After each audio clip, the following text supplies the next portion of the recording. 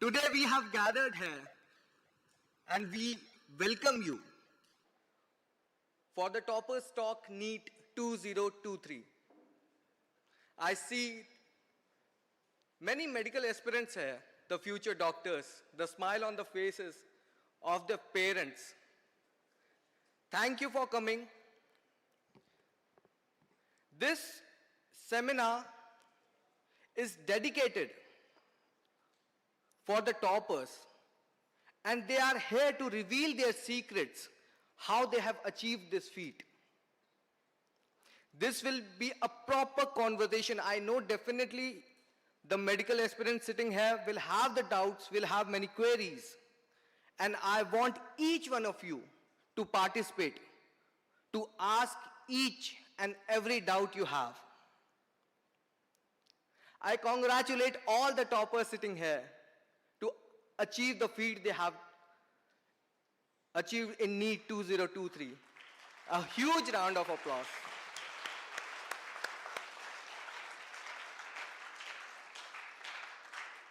Do you know the first and the foremost thing, who can tell me the first and the foremost thing which is needed to achieve whatever you have dreamed of?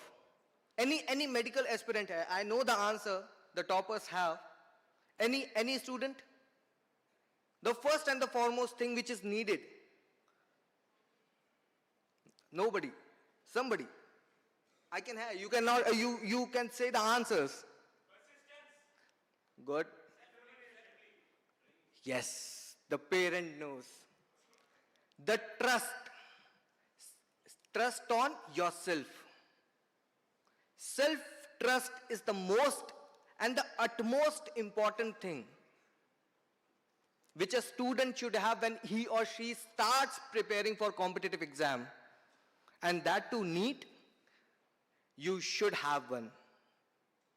And I congratulate again to all the toppers here to achieve the feat they have done. And it's great.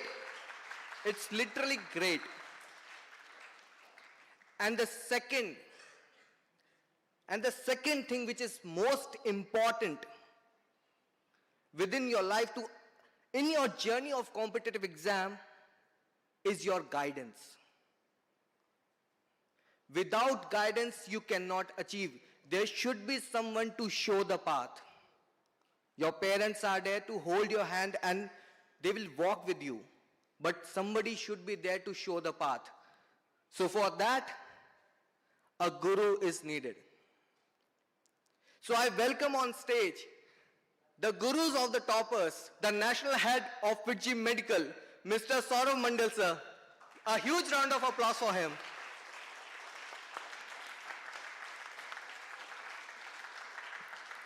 Mr. P.V. Ramachandra sir. A huge round of applause for him. Mr. Andrew Jones. Mr. Rakesh Bhattacharya sir. Mr. Harihar Prabhu sir. You see the cheer.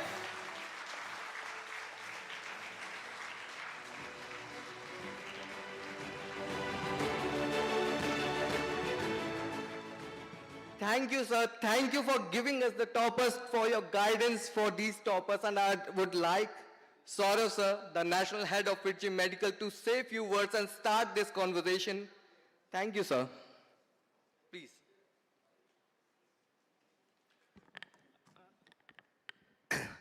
Thank you, Mr. Hitesh. So, today as we gather here, we have come here to learn something. We have come here to hear from the toppers who have achieved a great feat in NEET 2023. Fiji Medical, we all know about Fiji, and the general thing is like, Fiji is only for JEE and we train students only for JEE. Yes, Fiji started as Forum for IIT JEE. The name itself says the Forum for IIT JEE, and its focus is towards training for JEE. But down the line, somewhere in the year 2017, we felt a need that, especially in Tamil Nadu, that there is a great aspiration among the students, and most of them our own students who were joining us in class 6, 7th, 8th, 9th, 10th, they also aspire to become doctors, to make a career in the field of medicine. So, in a very humble way, first we started one program in Coimbatore. So at that time I was in Coimbatore, and so we started in Coimbatore in 2012. It was a small batch, and there were around 13 students, and with that we started. At that time NEET was not there, AIPMT was there. In between NEET came for a year, and then again AIPMT came back. So there was a lot of instability, but we started and went on. Finally in 2017, we formally announced and formed the FITGI Medical. So our aim is very clear and simple. We keep ourselves limited to a small group of students, but focused. If you see the number of students that we took for their batch, for the batch which has passed in 2023, we had taken around about 130, 135 students. But we ensured that 98% of the students qualified NEET.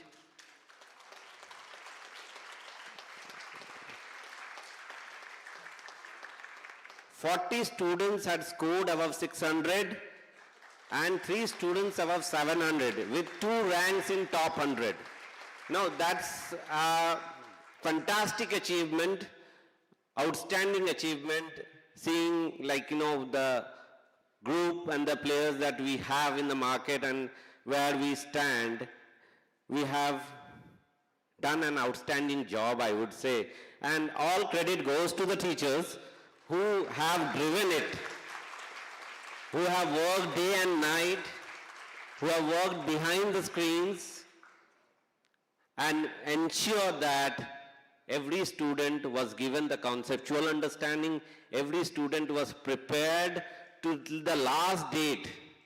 Year before when exams were getting postponed 2 years back during the COVID time, it was quite difficult and challenging for the teachers. Obviously for students, definitely they were in anxiety and they were not very clear about what's going to happen. But think about the teachers who were already, the new batches had started. They had to take care of those students. At the same time, the exam got postponed till the month of September. So additionally 3 or 4 months, they had to teach those students, take care, and everything being at home and on an online mode was very difficult. Anyway, we have passed through that, sailed through that, and I once again congratulate the students as well as the teachers for this achievement.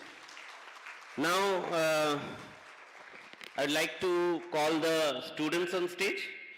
Right, but before that, I would request the teachers to say a word or two. First, with Dr. P.V. Ramachandran, sir.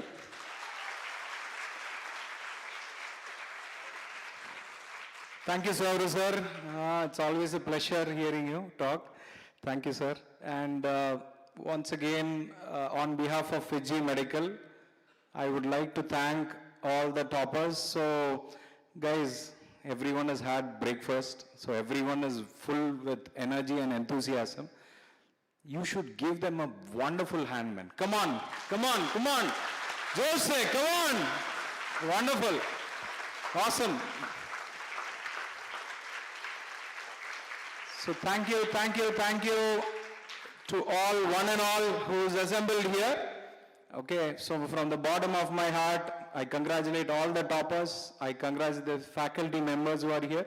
Very important, I congratulate the parents. So parents are absolutely the foundation. They are the building blocks, right? So every parent who's sitting here is a winner along with their ward. You guys agree with me? A big hand to the parents. Come on. Wonderful. Thank you. God bless you all. Now I invite the other faculty members. Physics sir, Mr. Andrew Jones. Come on, sir.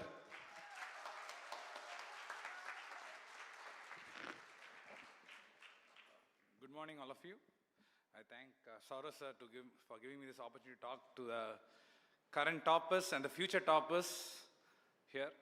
So first of all, it was a pleasure teaching this current outgoing batch. And more than they thanking me, I should thank them for allowing me to be a physics teacher for them. And as BPR sir was saying, it's mainly for the parents who have trusted us and been part of our training as well, because we needed the cooperation from parents as well, especially whenever we give some intensive training towards the end. So I thank the parents as well, and I really hope the future aspirants here, the future doctors here, take some good learning from your seniors and pass it on to the next generation, next batches, so on. Thank you so much. Thank you. I request PRB sir to talk a few words.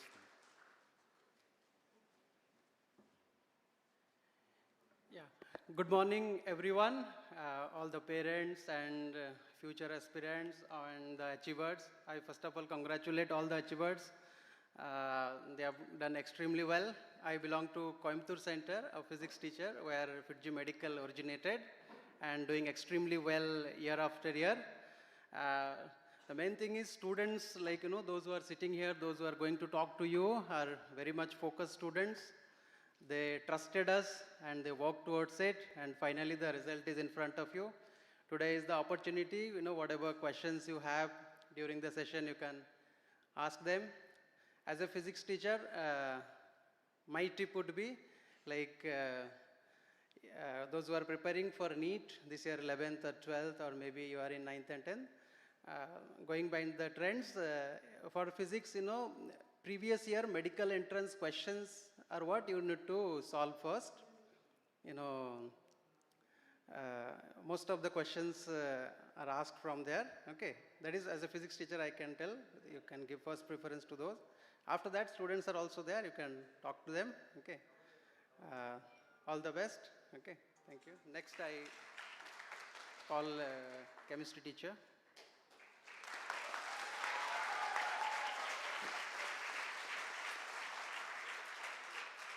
Good morning, all parents, students, and teachers. And we are very happy about the success of NEET 2023.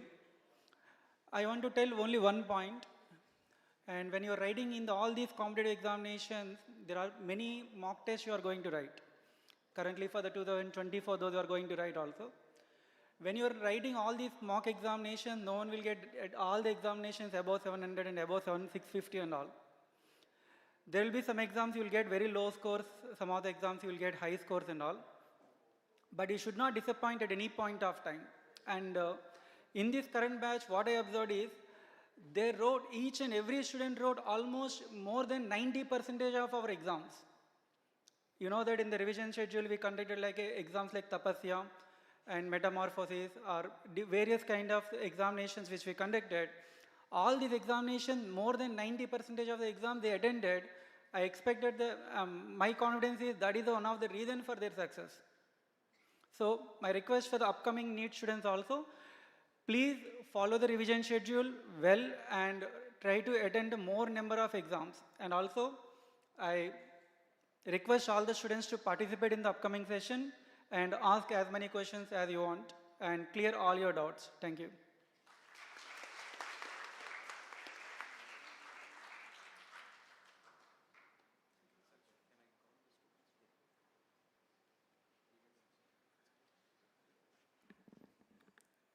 Thank you, dear faculty members, for your valuable inputs. So it's always a pleasure interacting with all the faculty members. So now I will call the toppers one by one on stage. So when I please call your name, please come over to the dais. So first of all, give a big hand to Mr. Jacob Bivin, All India rank 36, 710 out of 720 guys. Come on. Congratulations, Jacob.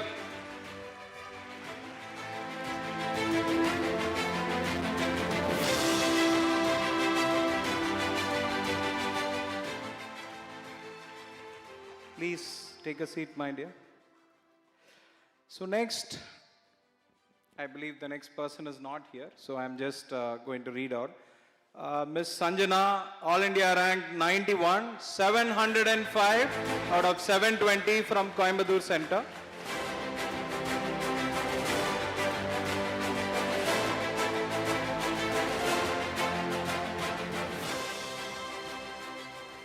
So next, I invite Mr. Shushrut Jai Kishan, All India rank 348, 700 out of 720. Come on guys, big hand.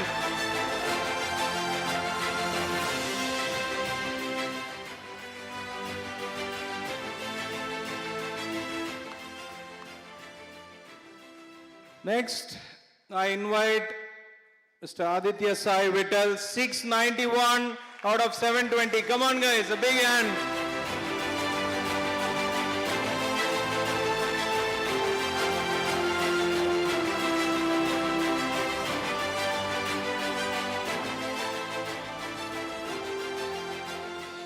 So next, I invite Mr. Divyant, 666 out of 720. A big hand for Divyant. Come on, Divyant.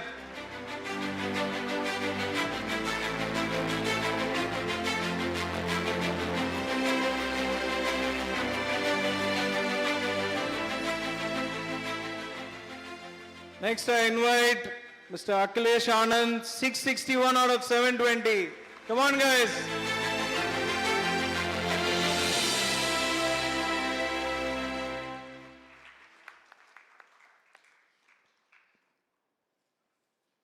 Next, I invite Mr. Saravanan Karthik, 655 out of 720.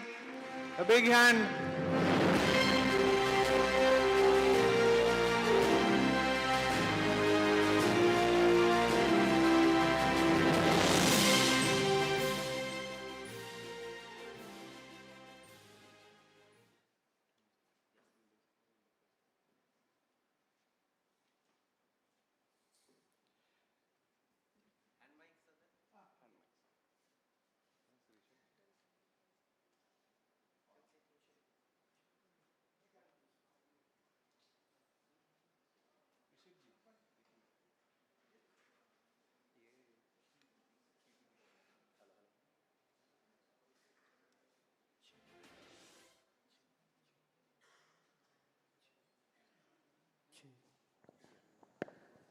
Check, check. Hello.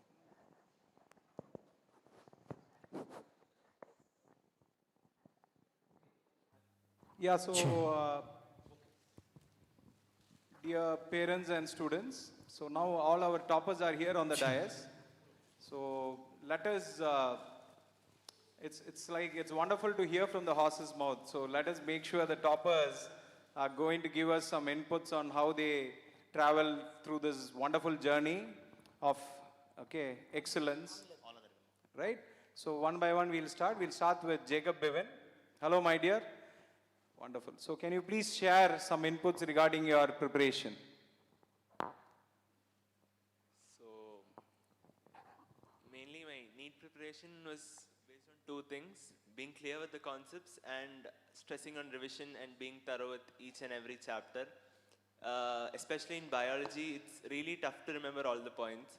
So once you learn a chapter, revising it multiple times, preferably making short notes, help me remember the facts for a long time in bio. And the same applies to inorganic chemistry, which is basically remembering things. With regard to physics, organic chemistry, topics like that, the concepts are very important. Only if we understand the concept, we'll be able to solve questions. So asking doubts and being clear with the concept was the main priority in physics and organic chemistry chapters like that. So being ready with these two things would ease in your NEET preparation.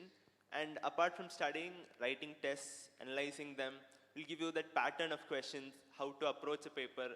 So these are the things mainly I did my preparation. So Wonderful, wonderful. Right. Thank you. Yes. Hello. That was a good tip, and we will see more into it and delve deeper into it. So now Sanjana from Coimbatore, she could not come over here, but she has joined us online. Can we make her bigger in the screen so that everyone can see her? Is it possible? Anyway. Hello Sanjana, can you hear us? Sanjana, congratulations. Are you able to hear us? Sanjana, you're muted. Can you unmute yourself and speak?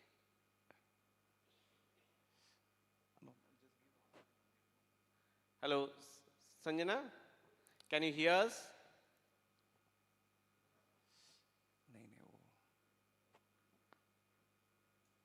Hello.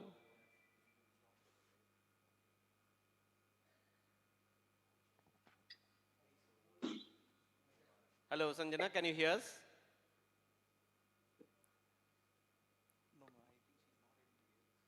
Hello, sir. Can you hear me? Yeah, we can hear you. Congratulations, Sanjana. Well done. Sanjana, she has scored 705 out of 720, All India rank 91.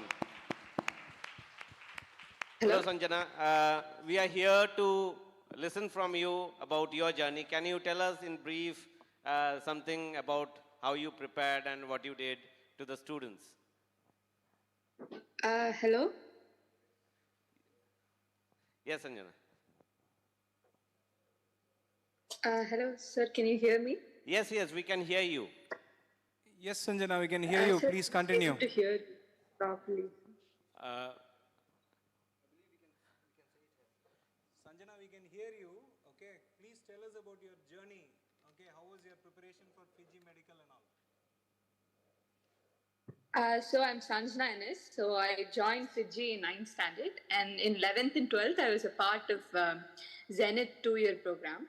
So I think that joining Fiji was the best decision that I ever made, because all the teachers were very, very experienced and very knowledgeable. They knew exactly what was needed for NEET, basically.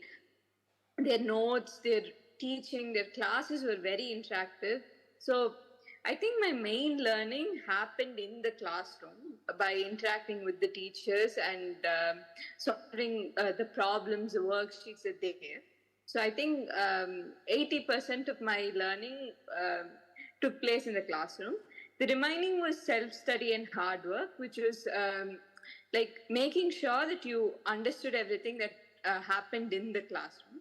So I think it was a very fluctuating journey, because you'll have lots of ups and downs in these 2 years, and yeah, I won't deny it will be a very difficult journey, because this is one of the most difficult exams in the world, and so there's a huge pressure associated with it. So I think don't worry about marks getting fluctuated. If you stay on track and keep focused, I think you can achieve what you want. Right. Oh, wonderful, wonderful. Thank you, Sanjana. Please stay connected. We'll again get back to you.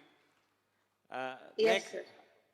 Next, I invite Shushruth Jayakishan to share a few words of wisdom for your younger generation. Shushruth, come on. Hi everyone, my name is Shushruth. Like my journey started for NEET preparation. My journey started in 11th class.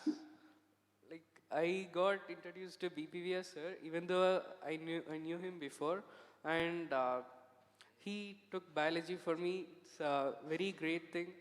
He taught me biology in a very different way, which I have never seen before in Fiji.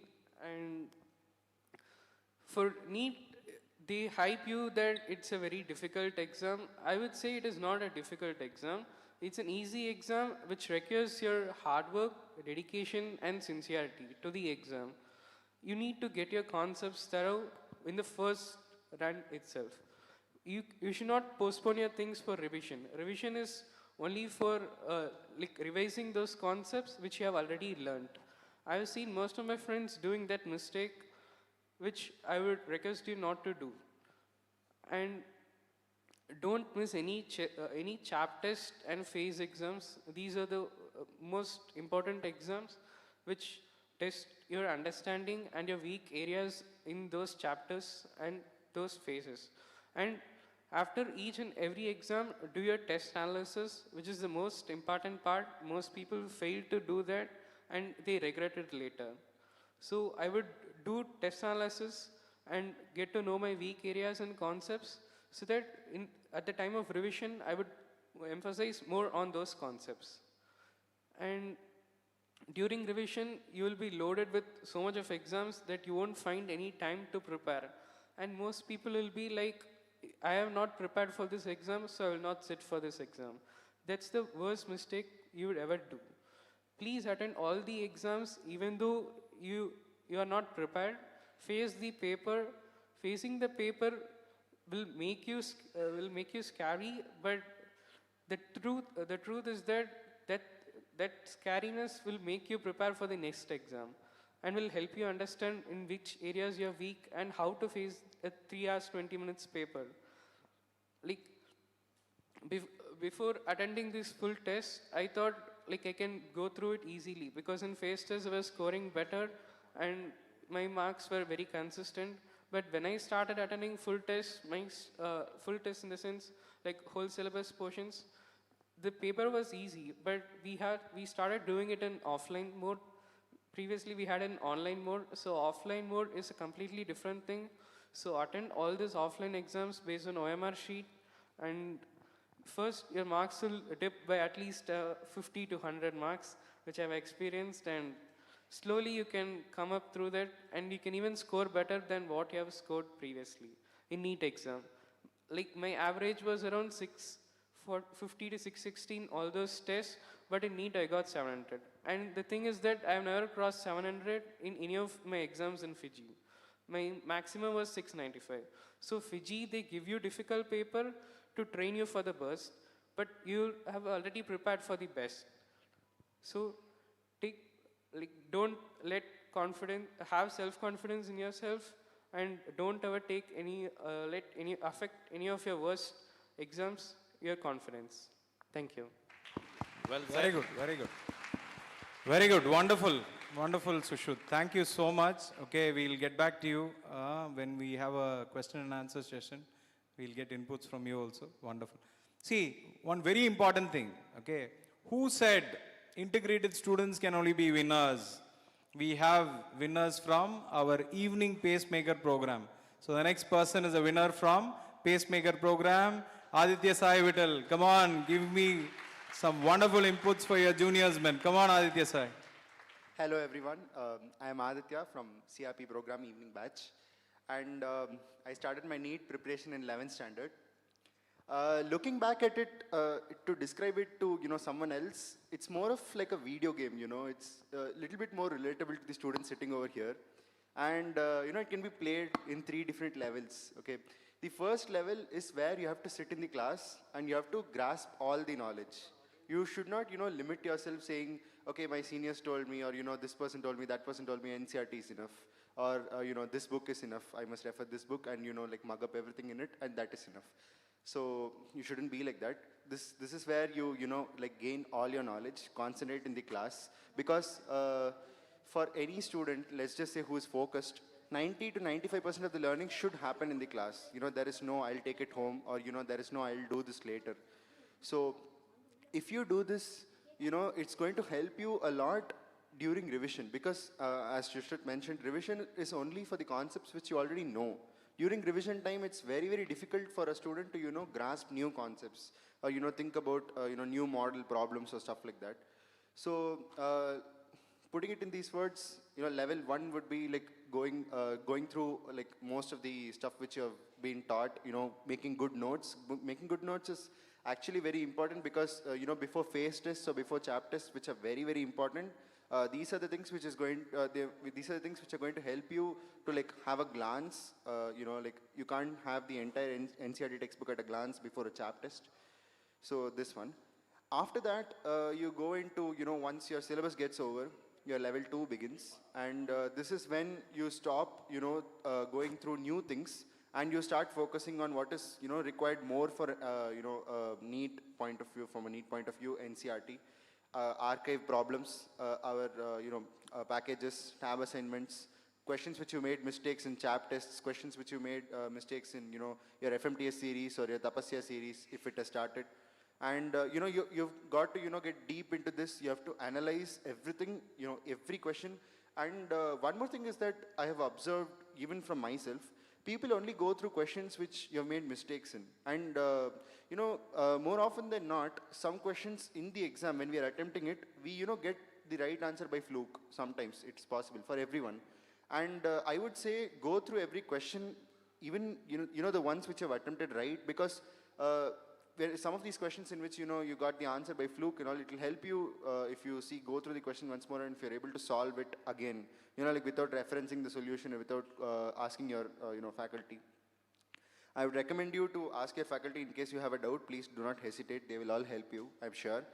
And during this phase, you will have to give it your all, because any slack on your part is going to mean, you not getting the top score possible. Because every student, you should never limit yourself. Every student can go for the 720 out of 720 in NEET. It is not a big task, because I used to think in 11th standard, if I cross 600, it's a good mark. If I cross 650, that's a great mark. I never used to think beyond that. But, as the 12th exams got over and, we got more into the intensive part of the preparation, you have to push your limits. Pushing your limits is the only way you can get the maximum possible mark, especially in an exam like NEET. And after that, once this level 2 part is over, you have the emotional part, because the last 1 month or the last 2-3 weeks before NEET, it's very, very difficult for a normal person to remain sane, because lot of different kinds of things will give you anxiety. What if this question comes in NEET? I do not know this topic, or I'm not able to understand this topic even after I ask my faculty 2 or 3 times. These kind of things. There is no one way to overcome them. You will have to live through it. You will have to just say it is what it is, and you'll have to live through it. You will have to go through the concept maximum times as possible. If you have a doubt in the concept, approach your faculty. I'm sure they won't, say no to you even if you go to them for the 10th time or the 50th time. So, all these 3 levels, they complement each other. You can't, you can go from level 1 to level 2 simply, but it's not going to be of any use. You'll have to go thoroughly through each one of these phases. And on the day of NEET as well, you have to be very calm. You have to remember, what you have done for the past 2 years, and you should never lose confidence in yourself. Thank you. Thank you, Aditya Sai. Wonderful, wonderful. So, wonderful words of wisdom to all the youngsters, okay, all the juniors who are sitting here. So, wonderful, wonderful. So, next, I'm going to invite a person. See, as I said about pacemaker or CRP program, okay, a person, many students have this doubt. Sir, I want to also concentrate in JEE main. I want to also, okay, prepare for NEET. Is it possible? Yes, it is possible. So we have amongst our midst, we have Divyan Soundararajan. So he took Pinnacle program, he took biology as an add-on course, and now he has topped the NEET exam with a wonderful score of 666 out of 720. So Divyant, come on, words of wisdom from your side. Come on, my dear. Hi, I'm Divyant. I joined Fiji in my 7th standard. Hi, I'm Divyant. I joined Fiji in my 7th standard, then moved to 4-year integrated Supreme program in 9th standard with bio add-on. I concentrated both on JEE and NEET, but my prime focus was on NEET. And JEE main physics chemistry helped me to crack NEET physics chemistry because it was almost similar. And I got 100 percentile in JEE physics.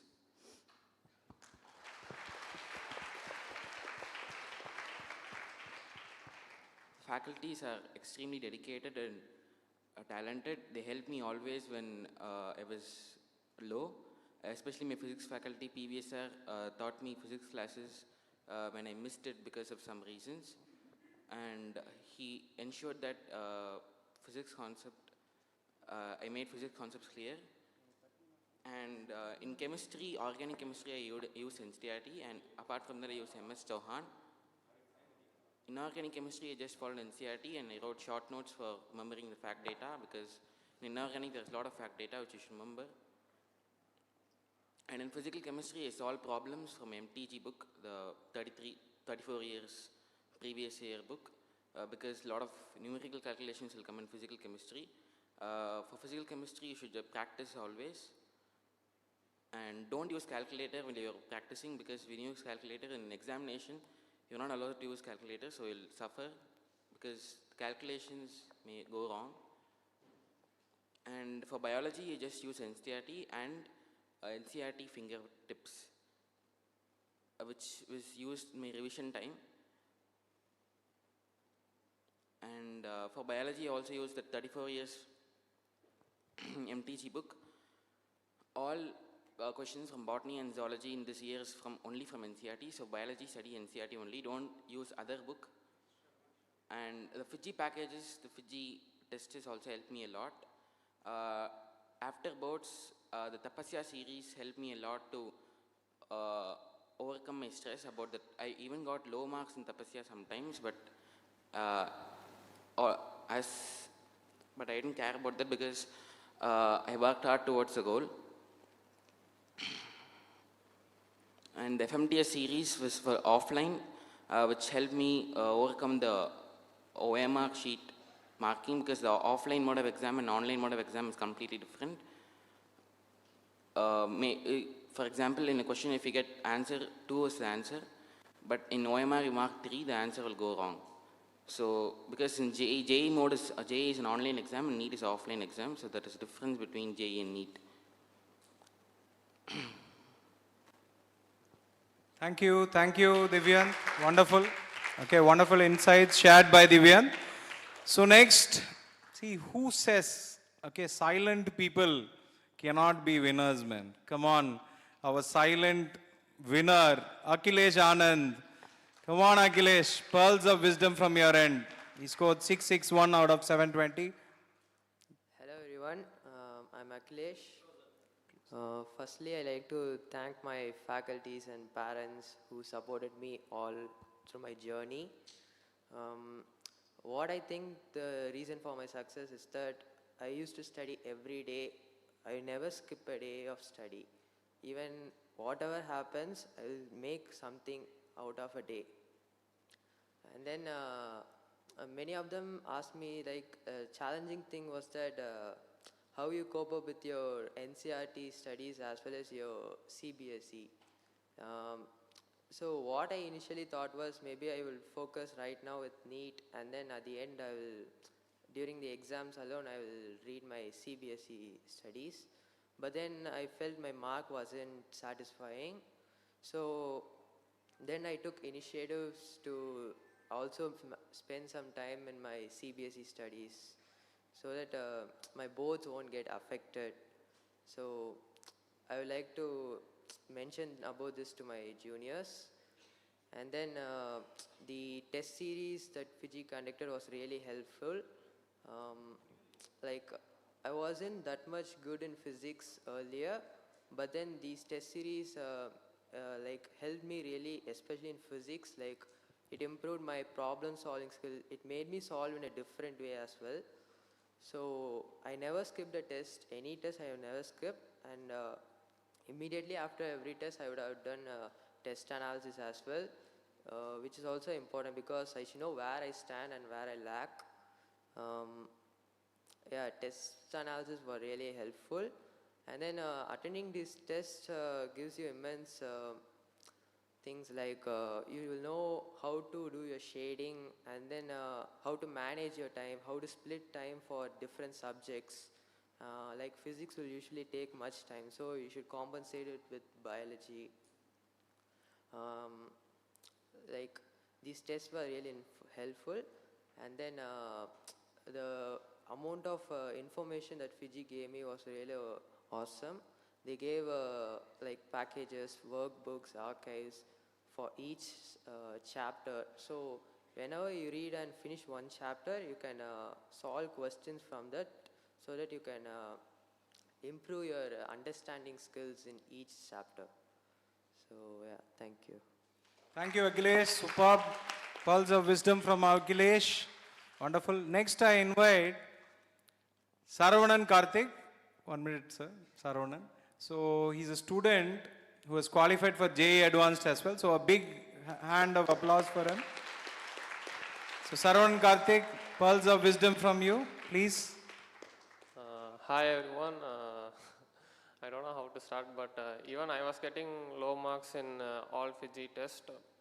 But one thing which improved my marks was this test analysis. So I used to keep a book where I note down all the mistakes. And also, you should analyze each and every question. Like in section B, there will be 5 questions which we won't be attending. So we should also look into that, because we will be thinking it will be difficult, or we might not be sure which option it would be. So we should take the 5 questions also and see why we didn't understand, or and also we should be very patient in reading the questions, because in all NEET exams the questions will be highly tricky, and the words you have to look very carefully. And usually I'll get low marks in physics only, so I used to start spending more time on physics in exams and also in my home. You should keep a formula sheet for the lessons in which you feel it's a difficulty. So I don't keep for every lessons. Say like thermodynamics means like only that lesson, and I used to revise it every day. And also every lesson is important, so you have to understand the initial lessons. So like if you understand that lesson, you can step on to the next lesson, because we have to understand this lesson, or else it will be difficult for the next upcoming lessons, and also the 12th one, because what we learned in the 11th we are going to apply in the 12th standard. So it applies to everything: physics, chemistry and biology.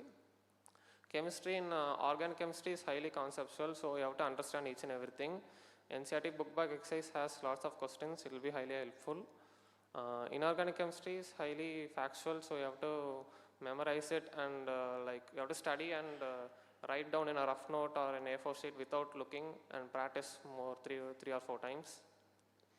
Physical chemistry is highly practicing only, like many formula based questions will be coming for NEET exam. And for biology, botany, zoology, 2 parts are there. Like botany, it will be highly difficult to understand for most of the people, because it will be highly difficult to imagine, visualize and stuff.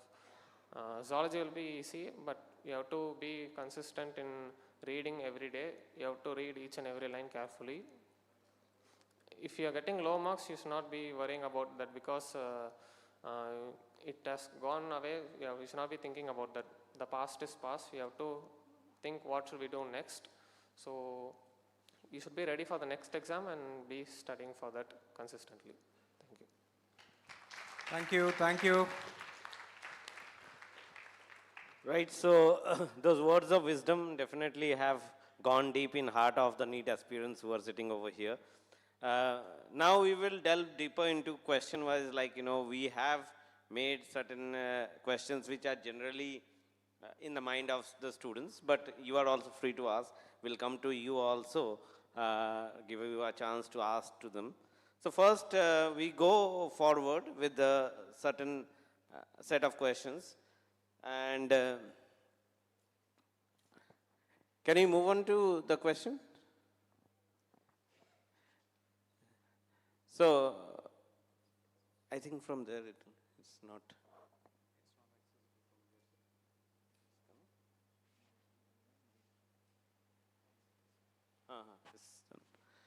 So first question, which is a very common one: how to balance board and competitive exam, right?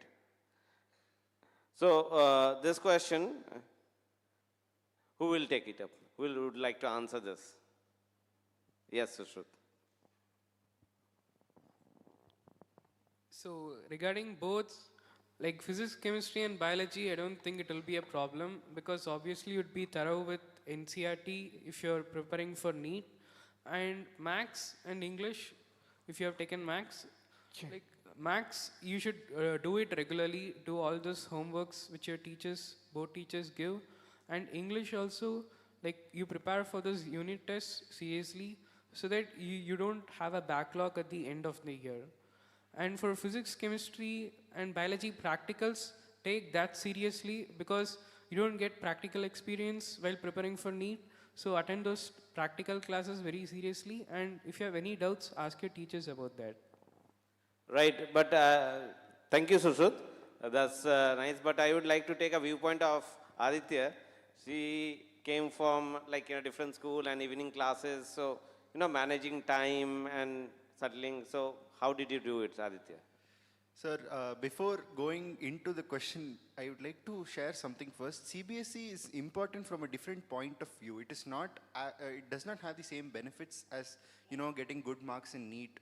Okay, so CBSE boards are basically standard. They don't have these, tricky or very difficult questions as we find in competitive exams. We don't need to, go as rigorously into it for especially physics, chemistry, biology. For maths and English, obviously I was from a different school, I was not in MVM. So the only thing is to just put the, the weight of the exam on the teachers because they know, they have been here for a lot of time. So they know how to take us through it. But managing time as per that, I wouldn't think it is a very big difficulty because school, gets over by, 2:40 or 3 max, and we'll be here on Saturdays and Sundays during evening. And the managing boards and NEET at the same time, I'm sure most of the students would know, but the content is the same. NCERT has the same content for both NEET as well as CBSE. I believe while going through physics, chemistry, biology, obviously for NEET, we will have to study it thoroughly, and that will help us for boards as well. And practicals, as Shushat mentioned, they are very important because practicals can't be studied from NCERT. We need experience for practicals. And we have to pay attention to all our practical classes as well as mock tests if there are any in our schools or in your schools. So practicals are important, and teachers will stress on record work. So I believe if you have a separate time to study for competitive exams, I believe please don't use that time for record work or homework or practicing English or maths. I would say have a separate time. And if possible, do everything in school because you need to maximize your time to, you need to spend more time for competitive exams, especially like NEET, which require you to have, a lot of rigorous hard work every day. So that would be it. Right. Thank you, Aditya. So one broad thing that comes out is the syllabus for NEET and board examination, CBSE, where as long as we are talking about CBSE, are the same. Even if you see the syllabus of state board after changing, they have become very similar to NCERT, and the syllabus being the same. Next, the way of questioning are also very similar. In fact, if you see, CBSE is changing. Now in board examination also, about 50% of the question are objective based, right? And they are also bringing in questions which involve MCQ, then match the following out like comprehension based question, right? Paragraph based questions. Such questions are coming in CBSE also. So the thin line between the competitive exam preparation and board examination preparation is slowly eroding. Only difference that I find is about the orientation. I mean to say, in a board examination, it's more of subjective writing practice that you have to do. So if you take your school exams seriously, I believe your preparation for board examination would be done. I would I think that all of them will concur with that. Right, so thank you, Aditya and Shushut. Sir, adding on to your point, sir, I would just like to add one more thing. See, many of you guys are aware that for the board exams, for 10th boards and all, there is a assertion and reasoning type based questions. And if you see this year NEET paper and all, the biology section, okay, had enormous number of questions based on assertion and reasoning. So this is just to ascertain the point that sir actually implied, right? So, right. Thank you, sir. So, next question, PRV sir, you can.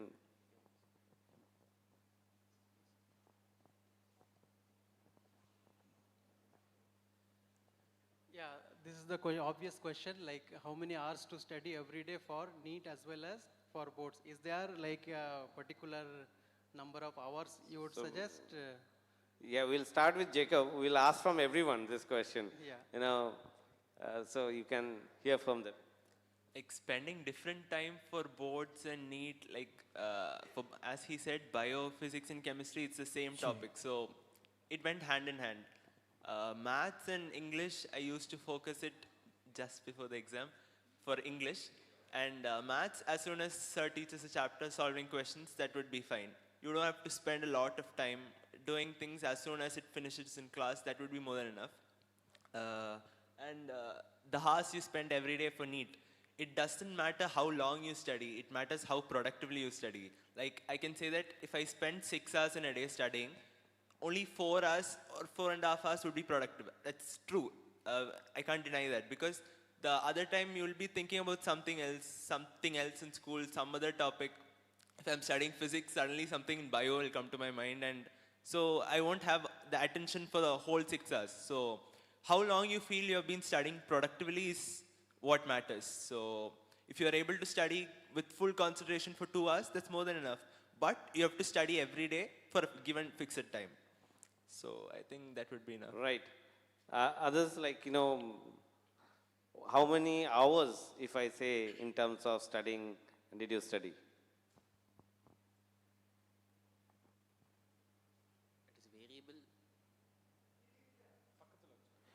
It is variable, depends upon my mood, but generally it is 4 to 5 hours a day, and I gave more preference on biology because 50% of NEET is biology, 360. And physics, chemistry, I solve problems, but for maths, as soon as SAR finishes the concept, I solve the problems, NCERT book back problems and the guide, R.S. Agarwal or R.D. Sharma. English just before the exam only.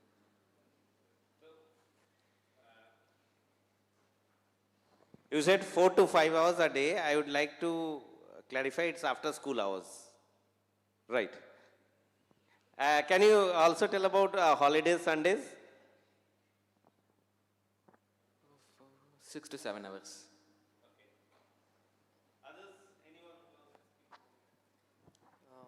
After school hours, I will study for 3 to 4 hours, only NEET preparation. I won't focus on maths and English. Physics, chemistry, biology, simultaneously I read for NEET and board exams. During weekends alone, morning for some 3 hours I will do maths. English only during the exam time. See, sir, I would just like to intervene here. To all the students who are sitting here, please remember these words.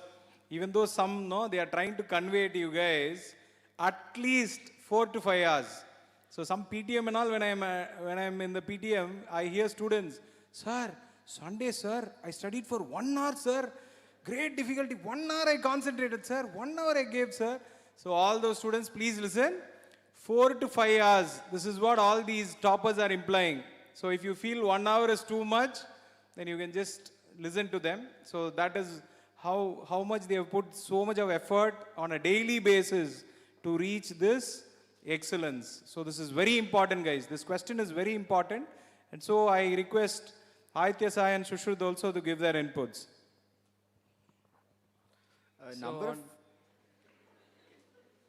So on weekdays, I would study at least half an hour because I used to have daily homeworks for maths at school.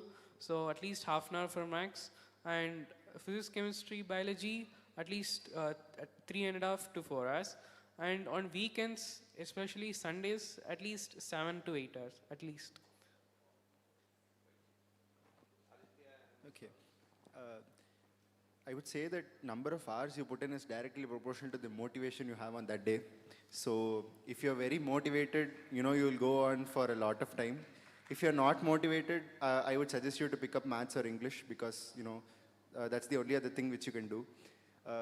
Besides that, since I was in the evening batch, I had classes on Saturdays and Sundays, and it was very difficult to study at that time because morning I'll have school on Saturdays and evening I'll have to come to FITG. So for people who are there in this situation, I would just suggest you one thing: pay as much attention as possible in the class, keep less for when you come home. So that, if you come home at 8:30 at night on a Saturday, if you have, evening classes, I would not, suggest you to go on till 12 o'clock or 2 o'clock. I would suggest you have good dinner and have, a great sleep, have 7 to 8 hours of sleep. Study on a proper day when you have a lot of time, because if you try to study during a time constrained, period, it will be very difficult for you. Nothing will go into your brain. Even you can just stare at the book for hours together and nothing will enter your brain. So I would say before studying, make sure that you're, free, make sure that your mind is calm, and make sure that you don't have any other work that is nagging you. So, number of hours, it is very, very variable, because on one day you could go on for like 4 or 5 hours, and the other day it's very difficult to go on for even 4 or 5 minutes, because you have so many other things to do. So I would say, have less for when you come back home, do maximum work in the school or in your Fiji class. And as for maths or English, I would suggest you to do the same thing. Listen to your English and maths teachers, because they are very experienced. They would tell you most of the things in the class itself. For maths, especially, I would suggest you to practice at home, like not too rigorously, because boards are not the main concern for a lot of people, even though they are very important. So please go on with it as half an hour or something, as you should told. But for English, definitely, even half an hour a day might seem too much for a student. So I would just say maximum you can listen at school, and 5% or 10% you can do it before the exam. That's it. So Saravanan, Karthik, your inputs, my dear. For board exam, I would like to say about English and Maths. English you can study mainly in the school itself, like you won't have to do much in home, like you have to just understand the sequence of the story, poem, that's it. For Maths, you have to just stick with NCERT, see the solved examples mainly, and practice and ask any doubts with the teachers, and the pre-board exams, this will be happening, so you have to just look into that and practice more and more. Wonderful, wonderful. Thank you, thank you. We'll move on to the next Yes. one.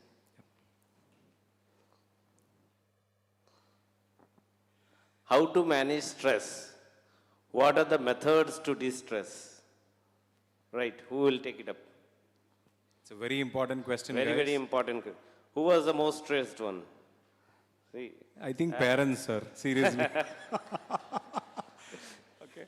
So amongst the students, not amongst the parents, amongst the students, who was actually stressed? yes, managing two different places was stressful for you, I understand, yes. Stress is also very subjective, just like motivation. Stress is also very subjective. And if you feel any stress anywhere at any point, I would suggest you just stop doing what you're doing and do something else. Something else could also mean, staring at something else in the room, or, thinking about something else, or just going somewhere else, okay? The main point of de-stressing is to just stop doing what you're doing and do something completely unrelated. Let's just say you're bored with, studying morphology, you can do two things. Either you can study a different subject, okay? Or you can just leave the place where you're sitting, go around. If you're at home and you can't go out, walk around the house, do something else. If you can go out, I would suggest you to, have some sport activities in mind, so that you can also keep yourself fit while studying. Also, at the same time, don't, involve yourself too much in sport activities, because that is not very helpful for NEET. It is just there for a de-stressing thing. So that's Right. it. To add on to it, I would like to ask, what was the major reason for stress? So, Akhilesh, can you answer this?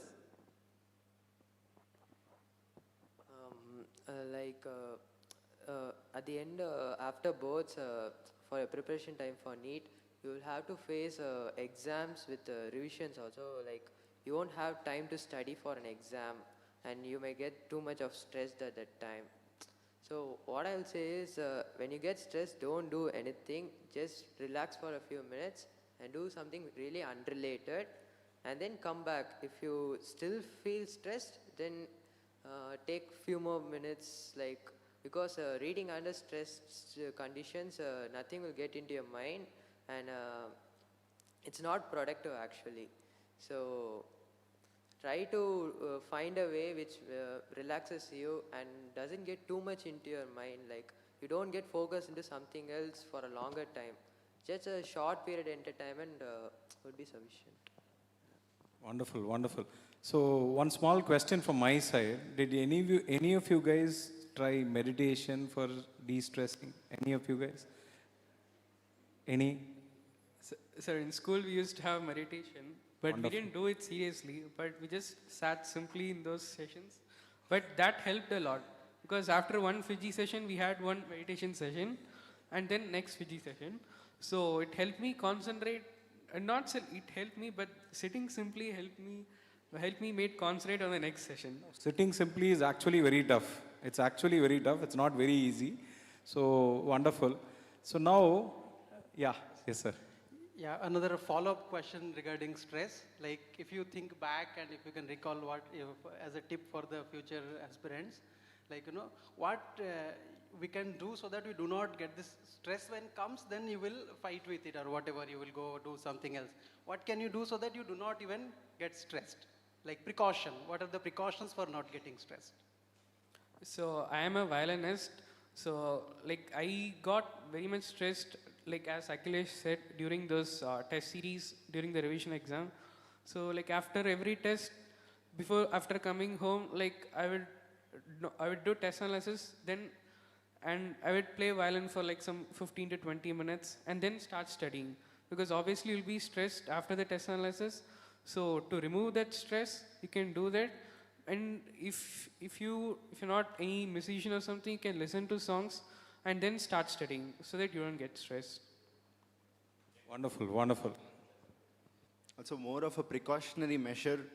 I got this advice from CHP sir. I would like to thank him for this.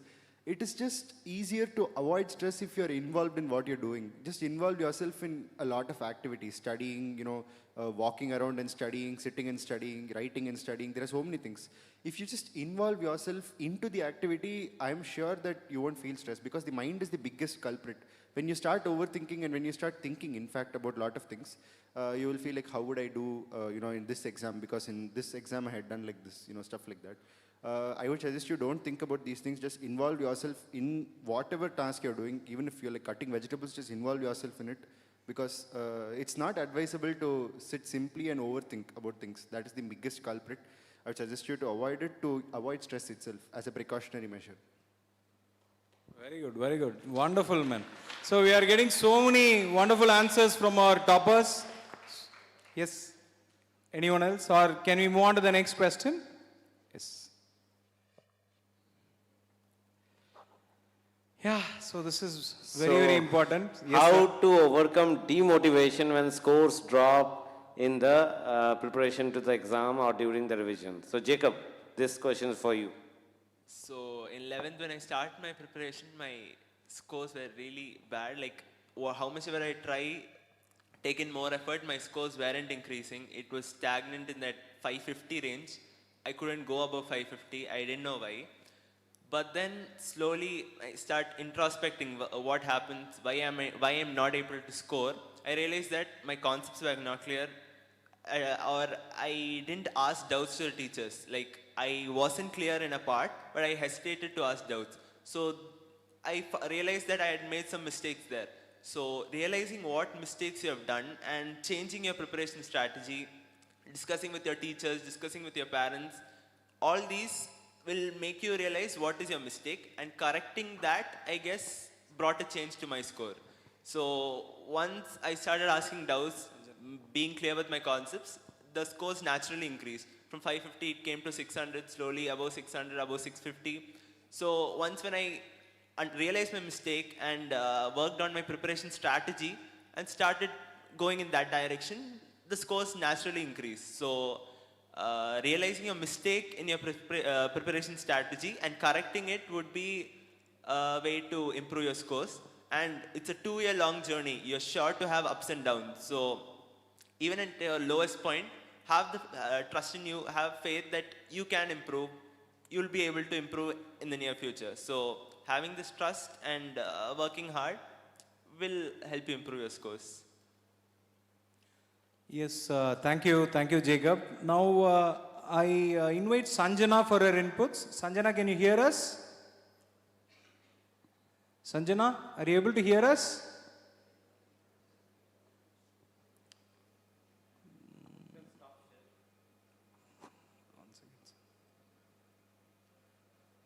She's not there, I think. She's not there, I think she's left. Okay. We'll connect with her as whenever she is there. Right. Yes. So anyone else? Any inputs? 1 second. So Divyan, what is your take on this?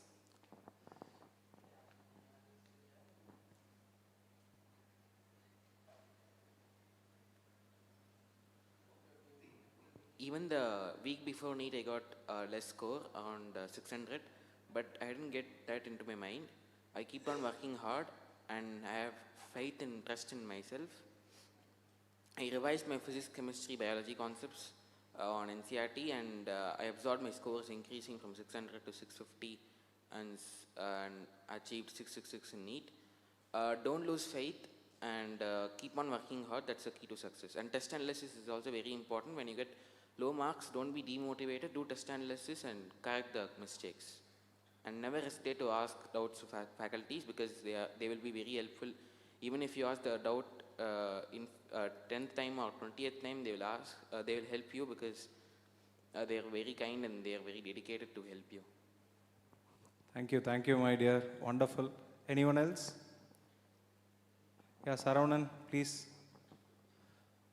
When I get low marks, we'll just know that the mistakes will be either careless mistakes like plus, minus, minus, plus, or formula mistakes, or we'll not thorough the concept. So just take your test analysis book and start introspecting and know why you are making mistake. And next time you are doing the exam, you should be careful and slowly you should read the question to avoid the careless mistake. Check your calculations.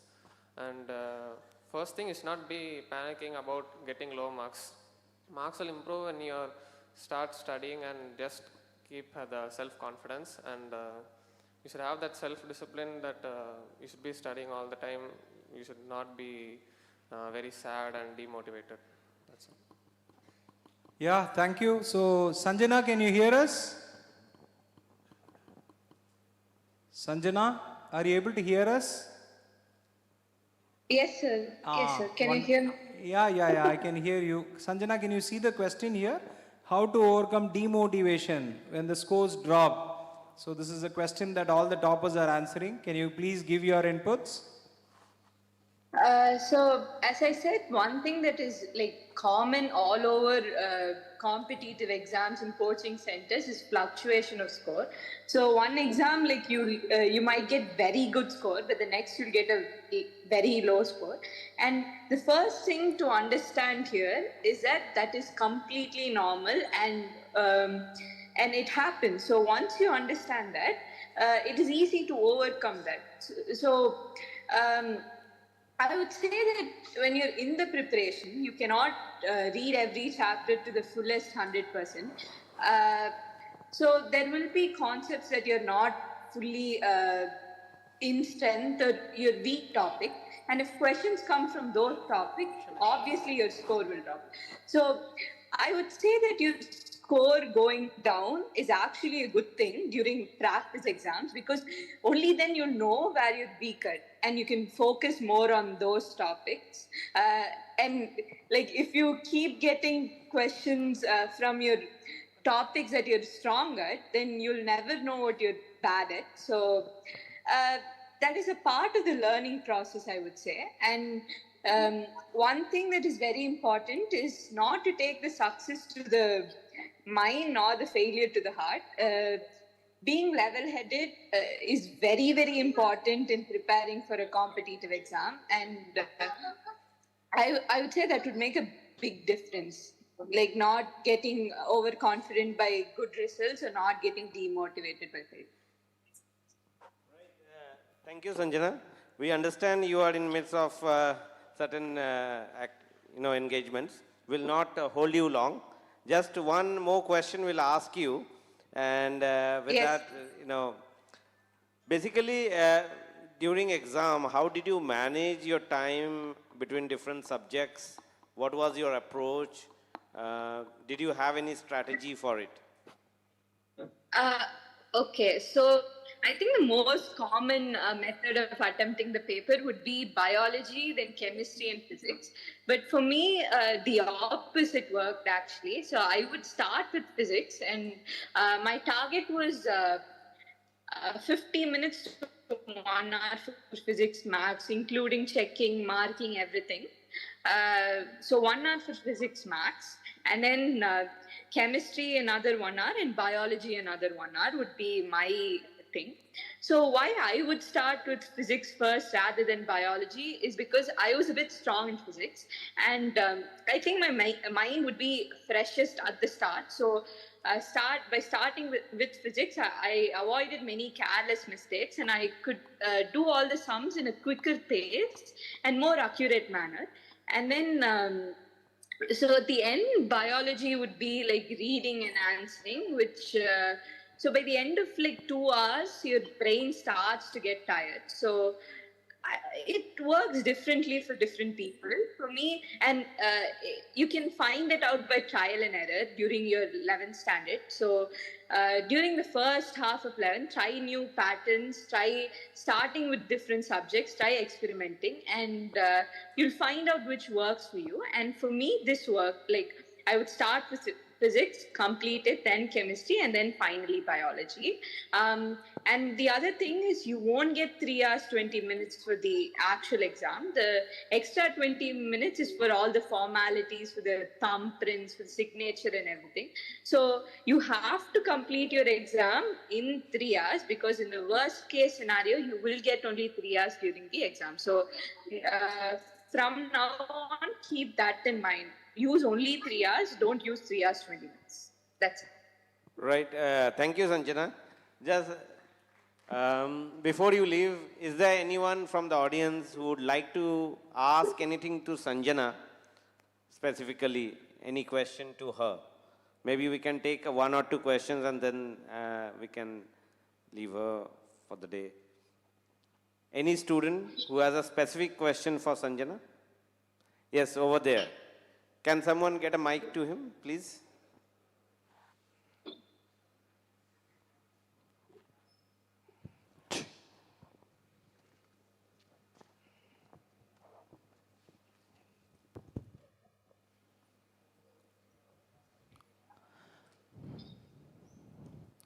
If you find out that you are weak in a topic and you want to strengthen it, what would you do? Did you hear, Sanjana? If you are weak in a topic and you want to strengthen it, what would you do? Sir, can you repeat the question, sir? If you are weak in a topic and you want to strengthen it, what would you do? Okay, weak in a topic and then strengthen it. So, first thing I would do is approach the teachers. So that is the best way I would say, because they would know like what to do to strengthen it than you finding it out yourself. So that is an easier way. Approach your teachers, tell them that you're weak in this particular topic, and I can guarantee you, like assure you, that if you approach your teachers and tell them that you're weak in so and so topic, they will take classes if you need, give you more worksheets, and give you all the help. That happened for me throughout the 2 years. Whenever we approached, like not only me, throughout my class, the teachers took that extra effort. So approach your teachers, that is the first thing, and use the extra support they give. And the second thing is like I would say start from scratch. I mean, forget what you know about that topic, because you think you're weak in a particular topic because you've got a wrong idea about that topic. Only because of that, you're not able to tackle the problems in that topic. So, one way that worked was start from scratch. Forget everything that you knew about that topic, and start reading the NCRT for that topic again, and solving the problems in a fresh mind, so that you'll have a new perspective on that topic, and like you can strengthen it. And solving a lot of problems help. So yeah. Yeah. I have one more question. Did you follow a timetable? How did it make a difference if you did? Sanjana, did you follow a timetable, and what difference did it made if you followed it?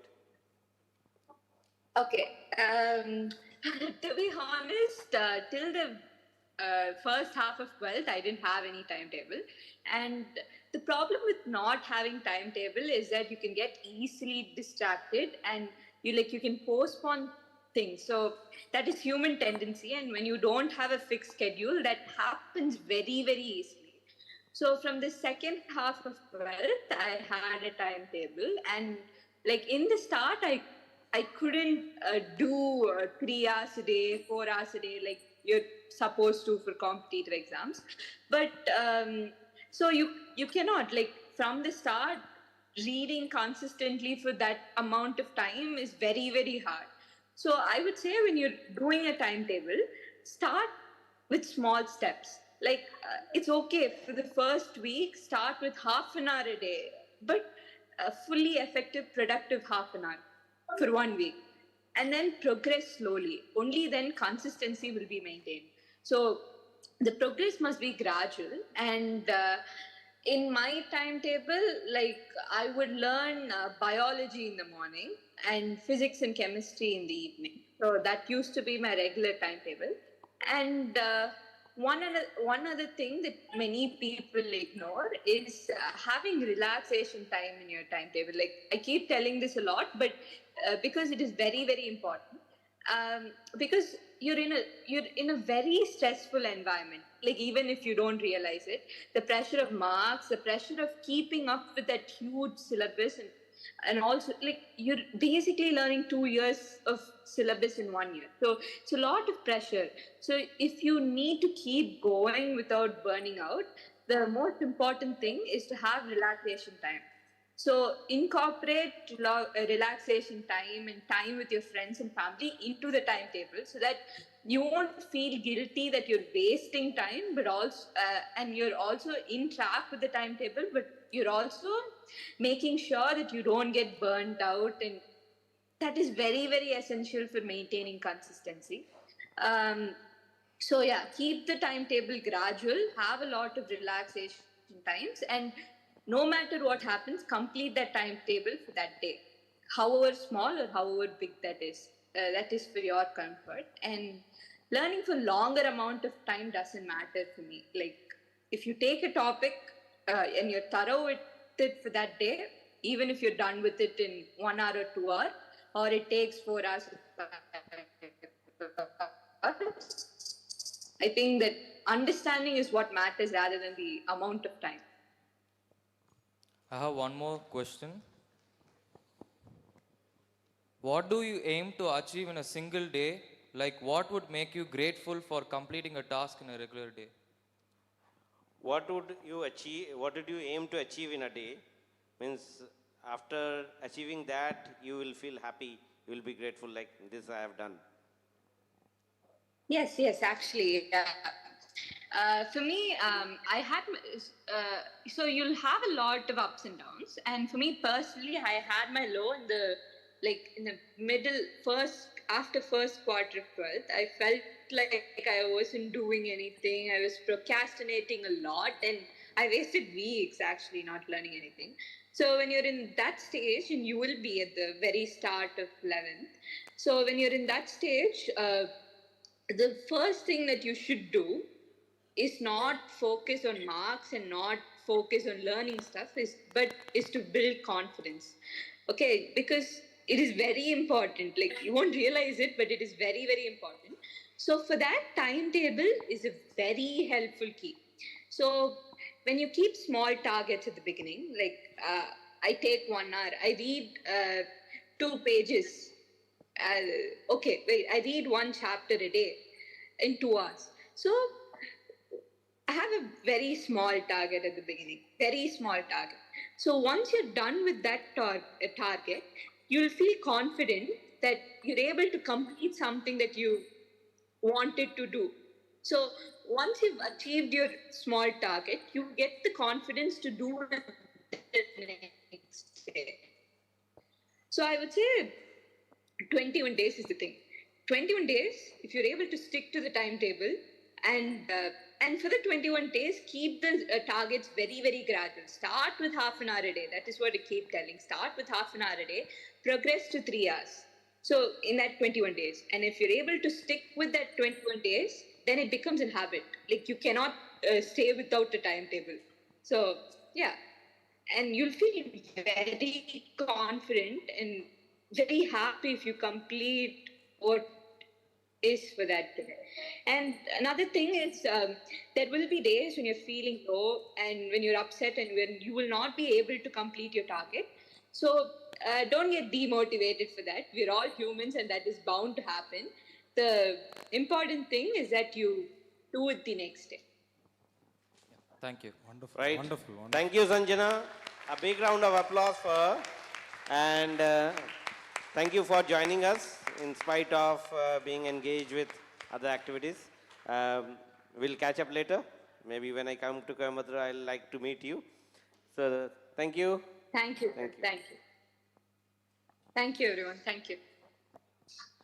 Okay, so we move forward and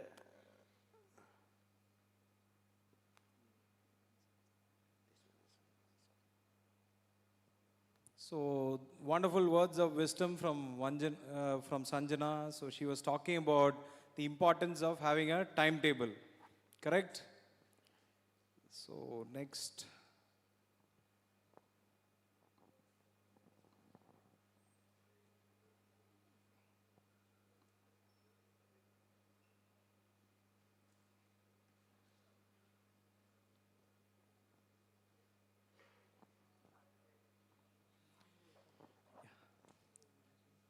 Yes, sir. So, how to make a perfect study plan for physics, chemistry, and biology?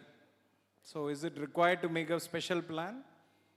Are formula booklets important in the case of physics? Okay, memorizing terms and concepts important in the case of biology. So, who would like to take this question amongst the toppers? Yes, Jacob, come on. So for physics, it was mainly concept-oriented stuff, except in the 12th towards then chapters like semiconductors, you have to remember things a lot. Apart from those, everything is concept-oriented. So if you're clear with the concept, you can solve whatever range of questions they give you, if you're clear with the concept. So physics was mainly clearing the concepts, asking all doubts. Like answers are accessible anytime. We can ask doubts without any hesitation. So as long as we keep asking doubts and clearing our doubts, we will be clear with the concept. So until we are clear with the concept, ask doubts. So physics was mainly about that. And like towards the end, just 2 weeks before NEET or 3 weeks before NEET, you have a lot of things to do. So it is not practical to go through the whole chapter again in physics. So making formula books will be really helpful. Like 50-page formula book that consists of all the formulas in 11th and 12th physics. You can just flip through the pages. You can go through the formulas that you feel you'll forget. Doing this towards the end would be really helpful and make sure that you have revised the whole thing towards the end. So that's for physics. And along with all these things, solving a lot of questions. Like before every CPT, we had like 1.5 week time. So after being clear with the concept and the answers notes, I used to solve a lot of questions, like whatever is available from whatever books I have, like DC Pandey or H.C. Verma, or even the coaching modules. So solving a lot of questions will expose you to the different types of questions that can be asked. So like if you're not able to solve a question, introspect on why you're not able to solve, ask the doubt then and there, clear your doubts. So this is all I can say for physics. Bio is just NCERT, except for some chapters like human physiology, anatomy, you need to kind of understand the concept. So apart from that, it's mainly remembering the facts in NCERT. And to remember the facts, you have to repeatedly revise it. So once you're done with your first study plan, or once the cert finishes teaching the chapter, you have to like revise the chapter in regular intervals before CPT or before a phase test. Like multiple revisions will do it. It'll help you remember all the facts. Then for chemistry, organic chemistry has a lot of concepts in it. So understanding the concept and remembering what the facts will make it easy. The one thing I struggled in chemistry was inorganic chemistry, because there are a lot of facts and lot of like reactions to remember, and I felt it really tough. So for that, I had used short notes. Short notes in the sense, like in periodic table, we have 18 groups. So if we make a one-page A4 sheet for each group, we can revise it very quick, like just a one-page A4 sheet. We can just revise it in 10 minutes. So doing this repeatedly will make sure that you have all the facts in your mind. Doing this in regular intervals will make you familiar with inorganic chemistry. And then the next part of chemistry is physical chemistry. It's just numericals, question practice, solve a lot of questions, and being familiar with the calculations will do it. And one thing I forgot to add is bio, we tend to ignore questions. Like we think it's just memory based. It is memory based thing, but there are variety of questions that can be asked. So after doing your study part in bio, practice a lot of questions, but it should be NCERT based. Solving questions out of NCERT, I don't think it is relevant here. Solving NCERT based questions from specific lines of NCERT would really help remember the facts. So this is all I can say about the study plan for physics, chemistry and biology. Thank you, my dear. Yes, Aditya sir, your inputs? I like to go through this point by point. Let's start with physics. For physics, I would say do not postpone things. Once the chapter is over, solve the questions. Don't, think there are 100 questions. Okay, I'll solve 20 of them now, 20 tomorrow, or let's 20 in the morning, 20 in the afternoon, 20 in the evening. That's something, if you want to do it, if you're able to do it consistently, you may do it. But I would say do not postpone things. Do the questions as soon as possible. Solve, maximum number of problems. Go for the package first. Solve the archives. It's really, really important to solve the archives to analyze the trends of questions which are being asked. And I would say while solving the archives too, don't think that, from this topic questions have not been asked. So let me skip this topic. I find this topic difficult and I find that they have not asked questions from this topic. So what is the use of studying this topic? It's nothing like that. All topics are important when it comes to exams like NEET because no one can predict which kind of question will come from which kind of a topic. So that is it for physics. Solve maximum number of questions. Ask doubts because no one, not even the biggest topper in the world can solve every question in physics without getting a doubt. Please ask your doubts, get them clarified and get them clarified as soon as possible. Do not postpone, doubt clarification. Going for chemistry, organic, inorganic and physical are really three different things. For physical chemistry, the approach which you use for physics should be considered because it's mostly similar. And for organic and inorganic though, apart from, the regular answers to such kind of questions, I feel like there are a few different things which you can do. We still have a lot of time. I know that, you wouldn't have completed the portions by now or the syllabus by now. So I would say you still have time. So these things are for when you still have time. Let's start with inorganic. Inorganic, I would say it is very useful if you are able to analyze the reactions which you get. Like, for example, let's just say in 11th standard you have stoichiometry and redox reactions and stuff like that. I would say that it would help you a lot if you're able to analyze the redox reactions and predict the behavior of, chemicals. Let's say you have, you have a Br minus atom and you want to react it with some other thing. You have to, try to understand why it is reacting like that, what is the purpose of the reaction and, stuff like that. And when you analyze the reaction, like when you go in depth into the reaction and when you analyze a lot of reactions in the same manner, I would say after, a course of time, you will be able to predict reactions by yourself if you do it properly. See, the thing is, NCERT reactions are very, very important, especially for inorganic chemistry. I would say, before straight up mugging up the NCERT reactions, I would say try to predict it yourself. Check if what you have predicted is correct. That will give you, it will boost up your confidence because inorganic chemistry is really stressful for people who are not able to memorize, stuff at once. If you're able to predict the behavior of chemicals, it will be very, very helpful. And when it comes to organic, it is extremely conceptual. Like basics are very, very important. If you're not thorough in the basics, you won't be able to do any kind of question, not even the easiest of the questions. Basics and named reactions are two things which you should be thorough with before touching organic. So even in organic, there are some questions in the package or in the tab assignment or in some of the tests which you would have written or will write in the future.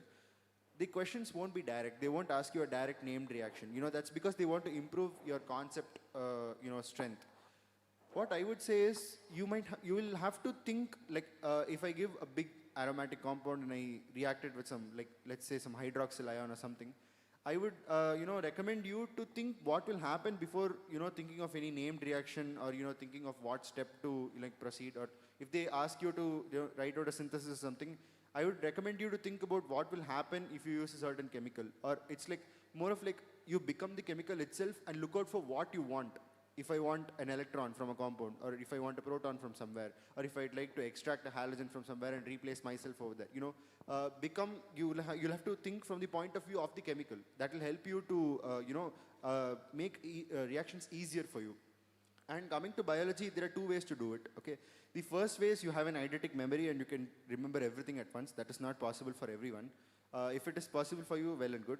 But the other way to do it is just, extremely rigorous. You will have to go through it so many times that, when you visualize the NCERT textbook in your face, you should be able to understand where the pictures are, in which paragraph, which words will come. And, that is really like the pinnacle of your preparation. When you read so much that the NCERT textbook starts visualizing itself in front of you when you go through questions and stuff like that, that is the only way to do it if you're not able to, have a photographic memory. And coming to formula booklets, it is only useful at the end of your preparation. If you go through formula booklets when you're, introduced to a chapter or something, it is very, very difficult to predict what will happen later. Because let's just say for thermodynamics, you've been taught thermodynamics and, you make a formula sheet and from day one you start revising the formula sheet. The thing is, formulas are not always, very easy to understand, because a formula might mean something else when it comes in a different sort of a situation. You can't apply the same formula everywhere. So if you solve questions and if you're thorough with them and then you make a formula booklet, that is useful. If you just make a formula booklet and depend on it for your future, I don't think that is going to, help make a difference. And coming to memorizing terms and concepts, I would say instead of giving, over importance to memorizing terms and concepts, I would just say to, go through the NCERT chapter so many times that memorizing itself does not become a different task. It should go, hand to hand with your studies. That's what I would like to say. Thank you. Wonderful, Aditya Sai. So the way he explained, no, it was too good, right, sir? Yeah, he has summed up all the points, all the loose ends. Yeah, I believe he was dreaming textbooks, man, because the way he said, no, visualizing everything that was there on the page, I seriously can understand that. Wonderful. In fact, that's very true. Like, when you are at that level of preparation, the moment you read the question, the pages turn and those paragraphs, those lines will come in front of your eyes. Yeah, that's right. Okay, we can move on to the next question. Yes, sir. Yes, sir. A very important question, man. Very important. So, one very important thing, no sleeping during class hours. That is very bad, okay? No sleeping during class hours. This is actual sleep when you get at the end of the day, okay? Yes, my dears. How many hours of sleep is required, especially when you're going for preparation for competitive exams? Yes.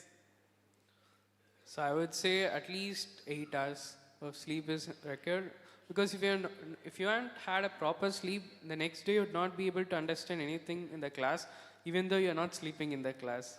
Your brain will be mentally tired, and you should have some rest for your brain, and that sleep should be a very sound sleep and should be very good. Yeah. Is there anything called a power nap that is required? Like, my parents forced me to do power nap in the afternoon, but I don't really like it. Okay. So it's better if you don't do power nap and just sleep continuously for 8 hours. Continuously for 8 hours, yes. Anyone else wants to take this? So no one wants to take it. It's a tricky question. Anyone? I used to sleep for minimum 6 hours. In holidays alone, I'll be sleeping for 7 or 8 hours. That's it. Like the ideal sleep time will be like 11 to 5 or else 12 to 6. I'll be sleeping from 12 to 6. I even tried power nap, but it didn't work for me. Okay, one. Akhilesh? I actually study mostly at my night because I'm more comfortable only at night. But then I used to do my sleeping at my daytime, I mean morning. And during class hours? Not. Okay, not just joking. Yeah. So then I felt it is not working properly for me. Like I couldn't focus much on the morning classes. So I actually changed my schedule. I started sleeping at night and studying at morning. Very good. Yeah, I think it's good. How many hours? How many hours did you I sleep? sleep 7 to 8 hours. 7 to 8 hours. Wonderful, wonderful. Anyone else? Jacob? The duration of sleep depends on the necessity, it depends person to person. Like I used to sleep for 6 to 7 hours. And one thing I want to tell is sleeping in the afternoon, like the NEET exam is from 2 o'clock to 5 o'clock. So sleeping at that time is really risky towards the end. If you have a habit of sleeping at that time, it's better to change because you'll feel dull during the exam. So make sure you don't sleep at that time. 6 to 7 hours, 7 to 8 hours of sleep every day should be enough. So what I personally believe is if you have a holiday or a day off, so 12 to 6 is out of bounds. Don't sleep, right? Because normally you report to the NEET exam hall at least a couple of hours before the start of the examination. So it's a very valuable point, guys. Please make a note, right? So thank you. Sir, can we move on or anyone else? Any inputs? Yeah, please. I also used to sleep 6 to 7 hours, but in Sundays I used to sleep 7 to 8 hours. And I avoid power naps because the NEET exam timing is in the afternoon, 2 to 5:20. During the time I take my examinations, the Tapasya test series, which is very helpful for me, NEET examination. And in sleeping and eating, I make no compromise in. That is true.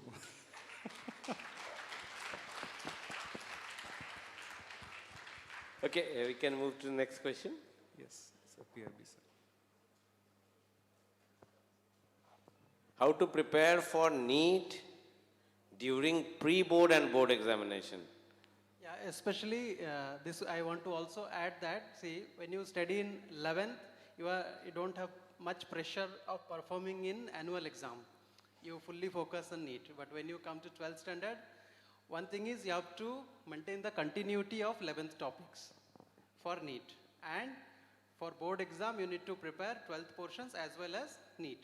So how did you maintain the continuity of the concepts? Because over a period of time, you feel that I'm forgetting 11th standard topics. So when you are studying in 12th class, how did you continue 11th portions? And how did you manage pre-boards and board exams simultaneously? If you could tell on that. So Jacob, you can start with Jacob. Two parts. One is in 12th, how did you revise 11th? And second is during boards, pre-board, how did you continue to prepare for NEET? Yes. So the revision of 11th standard and 12th is really important. And one thing that we used to do in our Coimbatore Center is like many of our students used to group and whoever wanted to stay back after school, we used to decide upon a test like 1 week earlier what test, in 12th standard, what test we are going to write from 11th. 11th topic test to be written in 12th. Many of us would discuss with our teacher, and 1 week prior we would decide a date and the test what we are going to write, and we used to stay back after school from 4 to 6, write the test, clear our doubts, and this would doing this after after some 6 months, the entire of the 11th portion was almost revised even in the 12th standard. So towards the end, our 12th standard portions we have studied, and the 11th we have revised in 12th. So towards then, the full portion test became quite easier. So this is what we used to do to revise the 11th standard topic in 12th. And regarding the board time, we have 6 days of holidays before each board exam. So before bio exam, in those 6 days, I tried to, we have to finish our 12th NCRT. Along with that, I tried to learn the chapters in 11th NCRT that I had doubts. So before the board exam, I used to cover the whole bio, 11th and 12th bio. Before the physics exam, I used to study the 11th and 12th physics, chemistry, 11th and 12th chemistry. So once the board exam was over, one whole revision of 11th and 12th got over once the board exam was over. Then we had 52 days, and in that time, repeated revisions before NEET. So that's what I had done in the pre-board and board time, revising. Wonderful, wonderful, Right. superb. Maybe we'll take a view of Shushut on this. Come on. So during pre-boards, I didn't care much about that. I concentrated mainly on NEET revision. But during boards, I only prepared for boards. and I relaxed myself a bit because the next 40 or 50 days is going to be a bit hard, and you should be mentally prepared for that. So I didn't revise for NEET during that time. Only concentrated on boths. Right. So now you know like how important it is to revise 11th standard when you are in 12th. You cannot wait till the last day like 12th standard portion getting over and then I will start revision of 11th. That may not work out. Hand in hand, you have to take both of them together. And obviously during boards also, the focus towards NEET must be there. Like as Jacob and Shushul both said, they were focusing towards it during the examination, board examination also. So that managing these two things together during that time is important. Right, sir? Correct. So this is very, very important. This point has been seriously discussed by all the students here because, see, you should know how to prepare plan. See, always the saying goes, okay, failing to plan is planning to fail. So you have to have a plan, you should execute that plan and successfully ensure that you reach your target. See, board exam is equally important. You need to get very good marks on the board because the base of NEET preparation is going to be your NCRT. So if you are going to do well in boards, automatically your NEET preparation is also on par, right? Right. We can go to the next question. Yes, sir.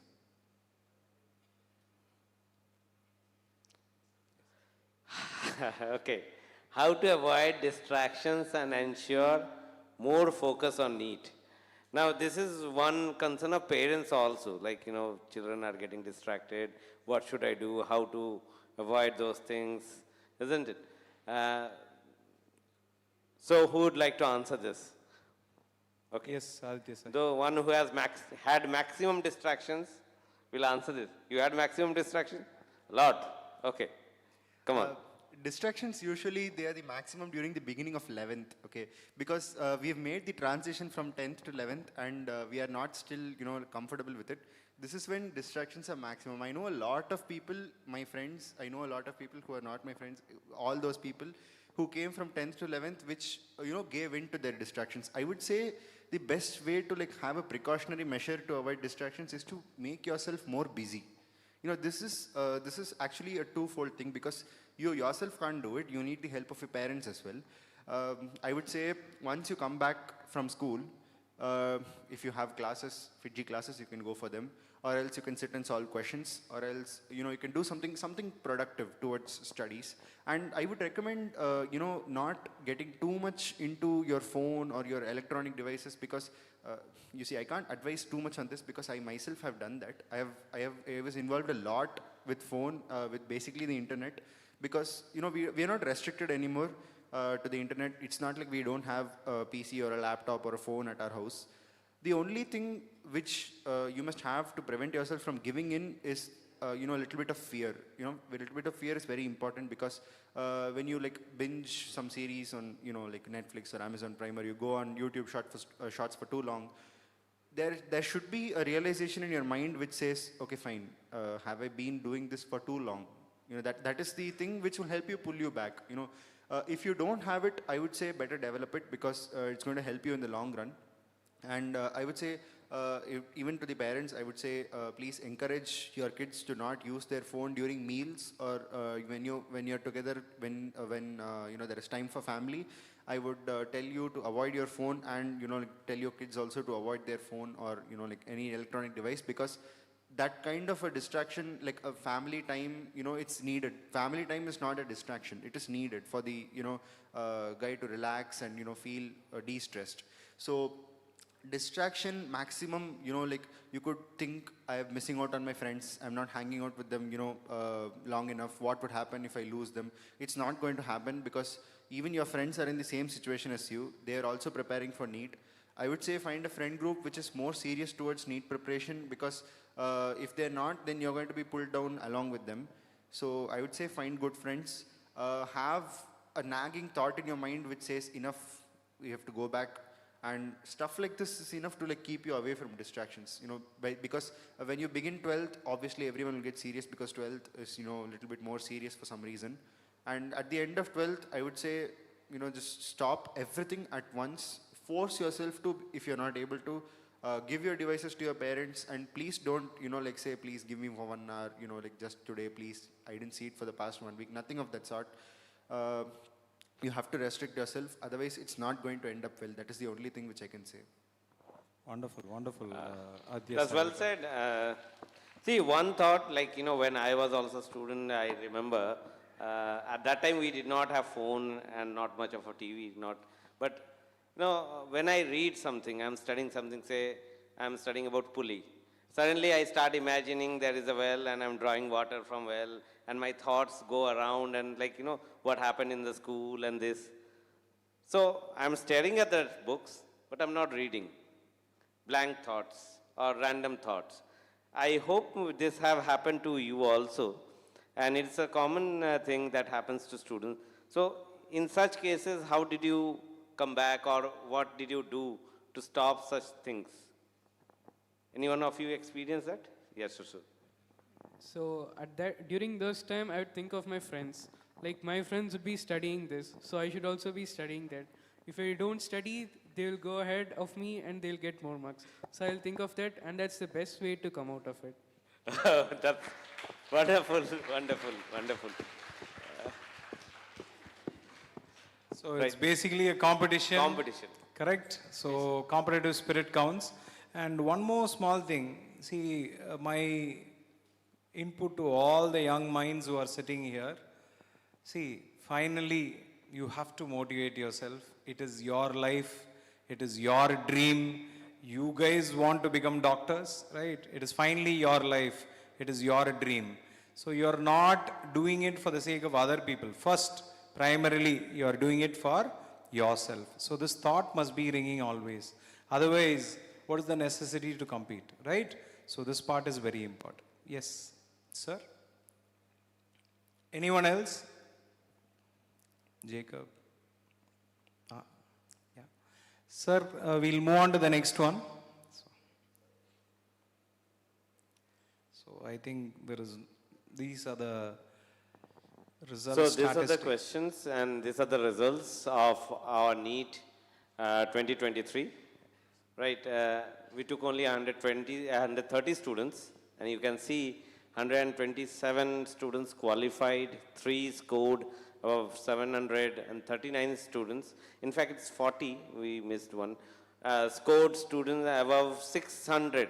So that's a marvelous achievement.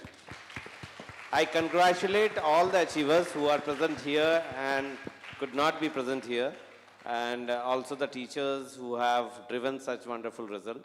Now, we have another half an hour time in which we would like to take up some questions from the students who would like to direct the questions to the toppers. Anyone, please. And parents are also free to ask.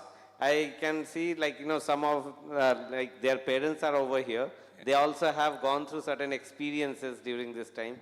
So yes, there. Can anyone give a mic over here? Can you stand up? Hello.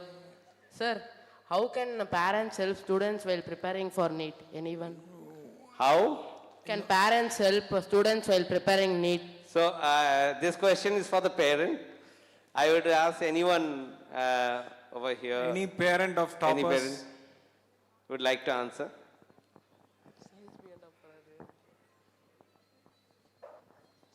Who asked the question? Yeah, hello. Hi. First is to you should believe that parents are for you only. So, and the parents should give this hope to the student that whatever is the situation, whether you are up or down, you are basically supporting you. We are with you. This is the first hope we should get from the parent. And second, you should be more affectionate with your mother, who is all the time with you. And in my particular case, in my case, my wife made the complete timetable after the board exam, and every night my son has to report to my mom whether she has completed or not. For some reason he has not completed means okay, they'll discuss and find out why he has not completed. This kind of interactions with the parents is very important. And as a parent, we should not get frustrated if sometimes the results goes down. Many times in the mock-up test, my son's result will drop below 500 also. At that time, you should not, shout at or show our tension on in the student. So the trust and love is very important. And of course, family time, as you mentioned, family time, especially during the dinner where we are all together, just sit and do not talk anything about NEET.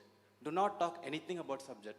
Talk something which is extremely different genre. Like, for example, we used to talk spiritual talks, watch some spiritual videos, which will, de-stress them. So just love your parents and believe that they are for you. You will win, definitely. Yeah, thank you. Thank you. Wonderful, sir. Wonderful. So when I meet some parents, okay, as a faculty member, when we interact with parents, they are so enthusiastic. One parent was telling me, sir, I will write NEET, sir.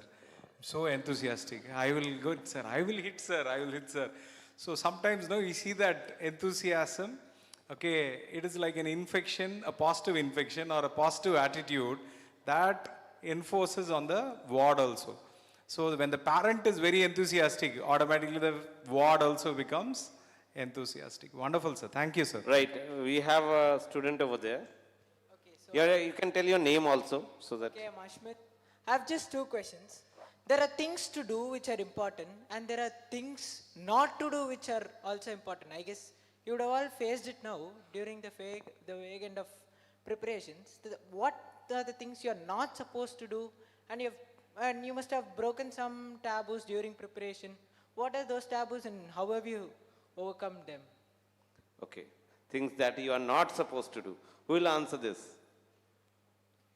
This is subjective to every person because every person has their own thoughts. Rather than us telling you what not to do, you know it yourself, okay? Because you're old enough to know it yourself.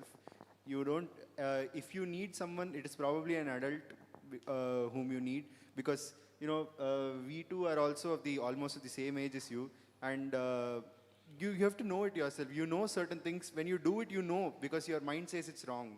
So please don't do it. That is what I would like to say. If anyone else. Right. So it's all about you, the way you think. You had one more question, you said? Okay, right. Next. Yes, there. Yeah.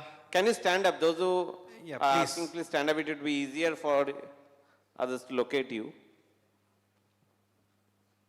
My question is to all toppers. Have you undergone procrastination and how you have avoided it? Procrastination. Who will answer? Sure. Yeah, Shushut Yes, will answer. Okay. So, like when I started revising my 11th during 12th, I procrastinated revising my 12th biology. 11th biology.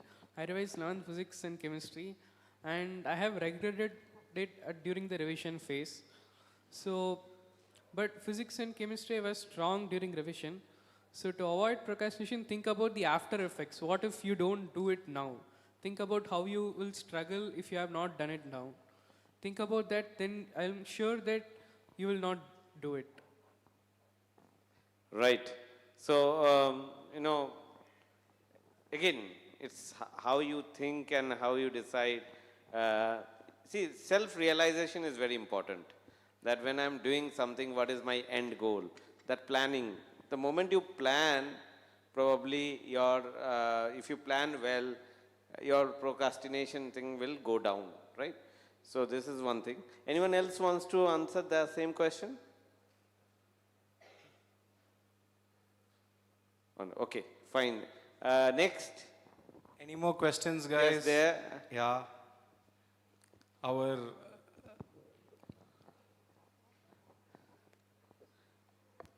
Hello, my name is Shivapriya.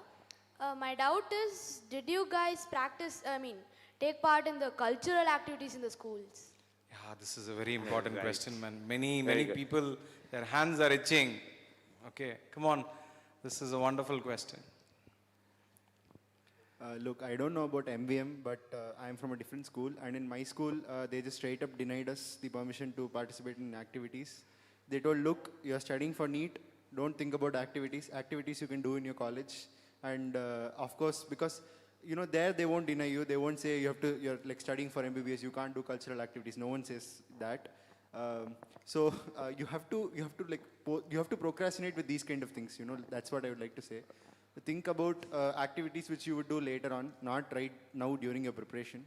So cultural activities, I wouldn't say don't go for it. I would say go for it if you're feeling that you have done enough justice to your preparation. That is what I would like to say. DAV boys, Gopalpuram. So, anyone else who has taken, did anyone of you take part in cultural activity? None of Yeah, them. about this actually, Sanjana who joined online, she's not there right now, but she was like pursuing Bharatanatyam and Dancer, yes. she would manage to perform Bharatanatyam and all those things, and she was saying that I was feeling happy doing that along with NEET preparation, so it was like kind of whenever I would get a stress or something, it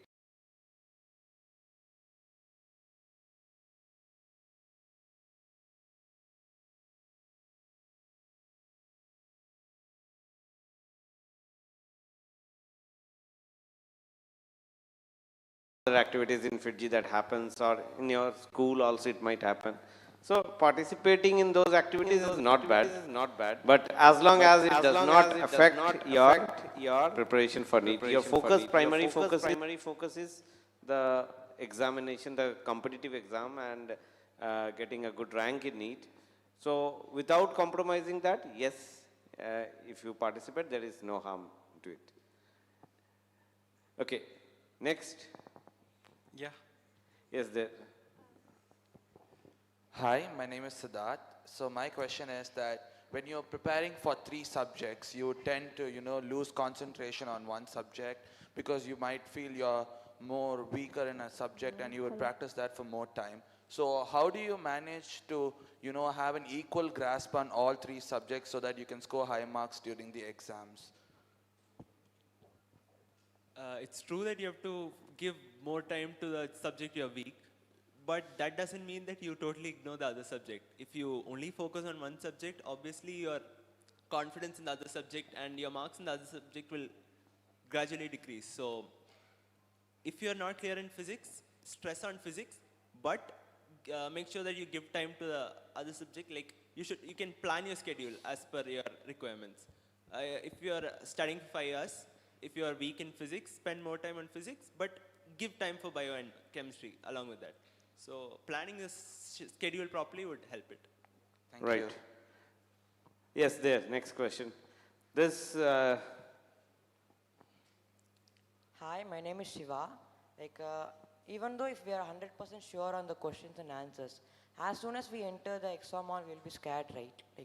We might forget everything. Okay, so Divyan, can you take it up? It happens for me also.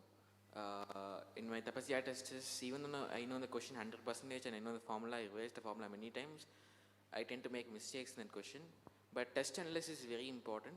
After you complete the test, do test analysis and don't repeat that mistake and revise the formula for that particular concept daily.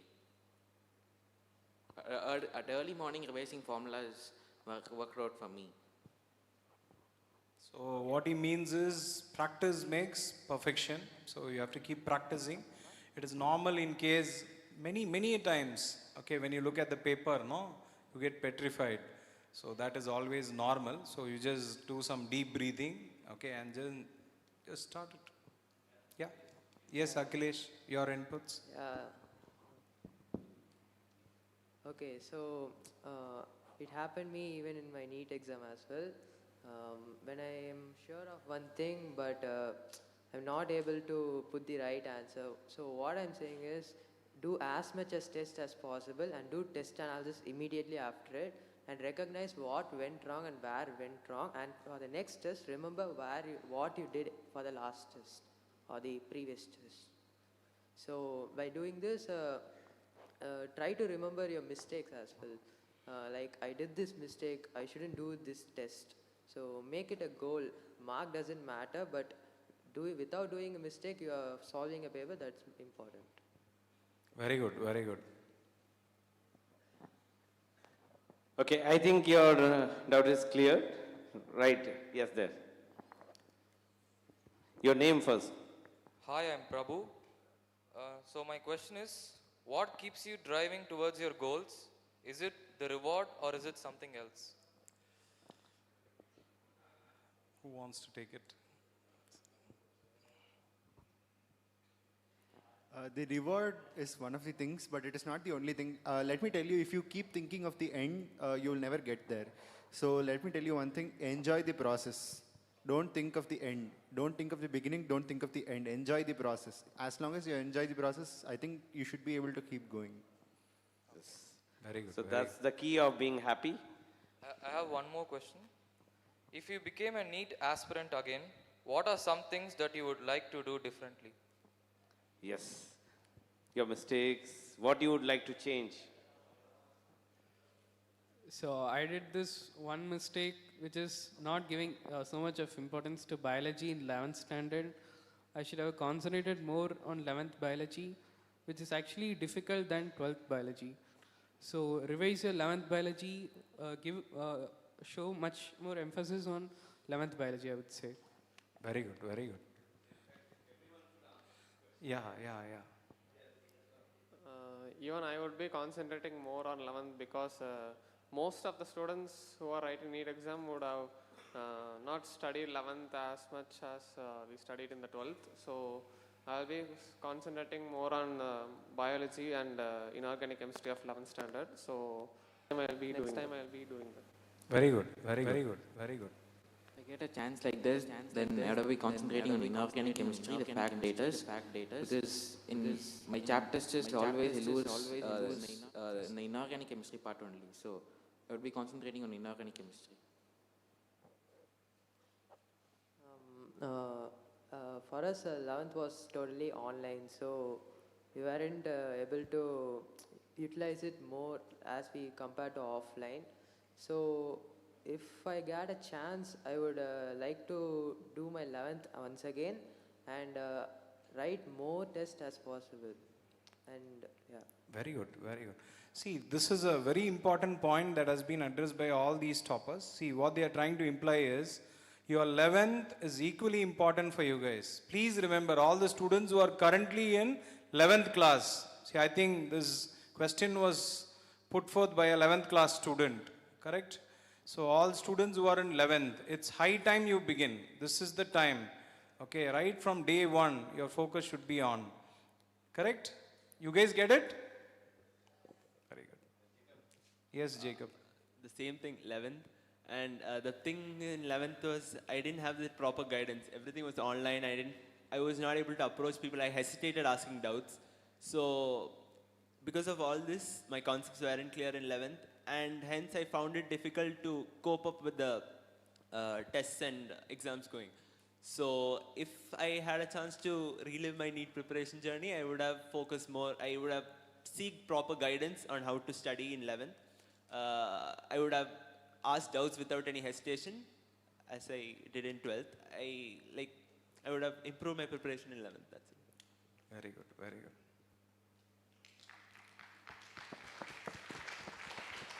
I have one last doubt. What if you aren't able to complete an assignment completely before the due date? And how would you react to it? By assignment, do you mean school assignment or do you mean like a self-imposed assignment? Both. Both. Okay, fine. Like you are keeping like targets for a week or something like that, or you got due dates from your teacher. Okay, fine. I'll answer both. For a school assignment, if you're not able to complete it on time for a very genuine reason, you have to be you will be excused by your teacher, I believe. If you are not, just take these scoldings. Nothing is going to happen. Okay, so because it's just one day of scoldings. It's not even going to take 2 minutes to finish getting these scoldings. And see, this means many people are getting scolded, man. Everyone is clapping. And if it is not a genuine reason, if you slacked and if you didn't do it properly, then I would say blame yourself. Finish it, ask the teacher for an extra time. If she's not giving you extra time, might as well take a little bit more scoldings. It's not going to change anything. Okay, I am sure once your 11th and 12th is over, nobody is going to remember any assignment which they got in school, because I don't remember any maths assignment now which I didn't submit and I got scoldings for it. I don't feel sad for it right now. So I would say do it properly. If you're not able to do it properly, don't take it to your heart. And as for the self-imposed assignments, if you're not able to do it, it just shows that you have been dropping your consistency. I would say realize that, pick it up, and better be consistent because otherwise it's not going to work out. Okay, thank you. So I'd like to add one more thing for self-imposed thing, or maybe you are setting your target bit high. Maybe you can bring down your target level so that you can complete it and get confidence in yourself. Okay, that was helpful.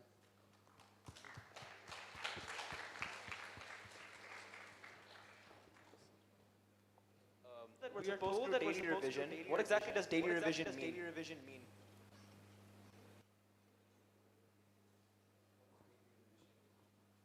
The question is on daily revision, right? Yeah, we're told that we're supposed to do daily revision, but what does daily revision actually mean? Everyday revision, what does it mean? So everyday revision means revising the notes which you have taken during the class for half an hour for each subject. It wouldn't take you that much long.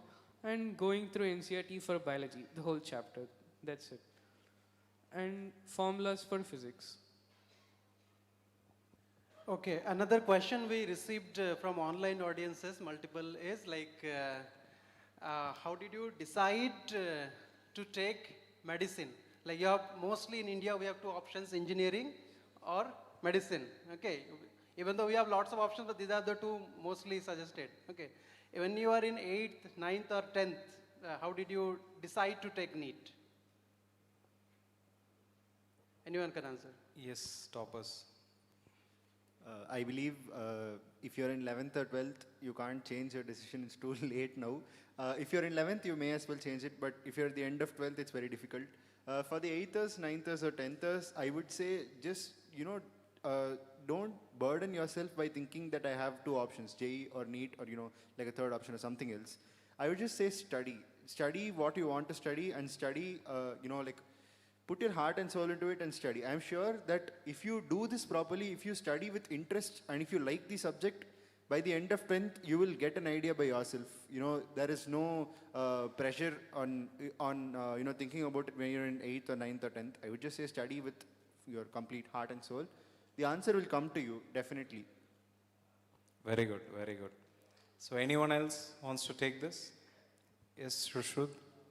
So parents would obviously put some pressure, take this or that, but I would say go explore all subjects. Even non-science subjects are there which are pretty interesting. So explore it and then choose the subject which you like. Don't fix on either two streams, either this or that. That's a very bad thing to do. Very good, very good. Anyone else? That's it? Yeah, any more questions? Yes, ma'am. Yeah, first of all, congratulations to all of you and the faculties here. I have 3 questions. One is like 2 years is a big journey. How you kept yourself away from like all temptations, music, movies, family functions. Second thing is your food habits. Being a mother, I want to know. Like, it's very important to keep yourself fit so that you won't miss any class, you won't fall sick. And third is early bird or night owl. What is your choice? See, you guys got the questions, right? I'll answer the last question first.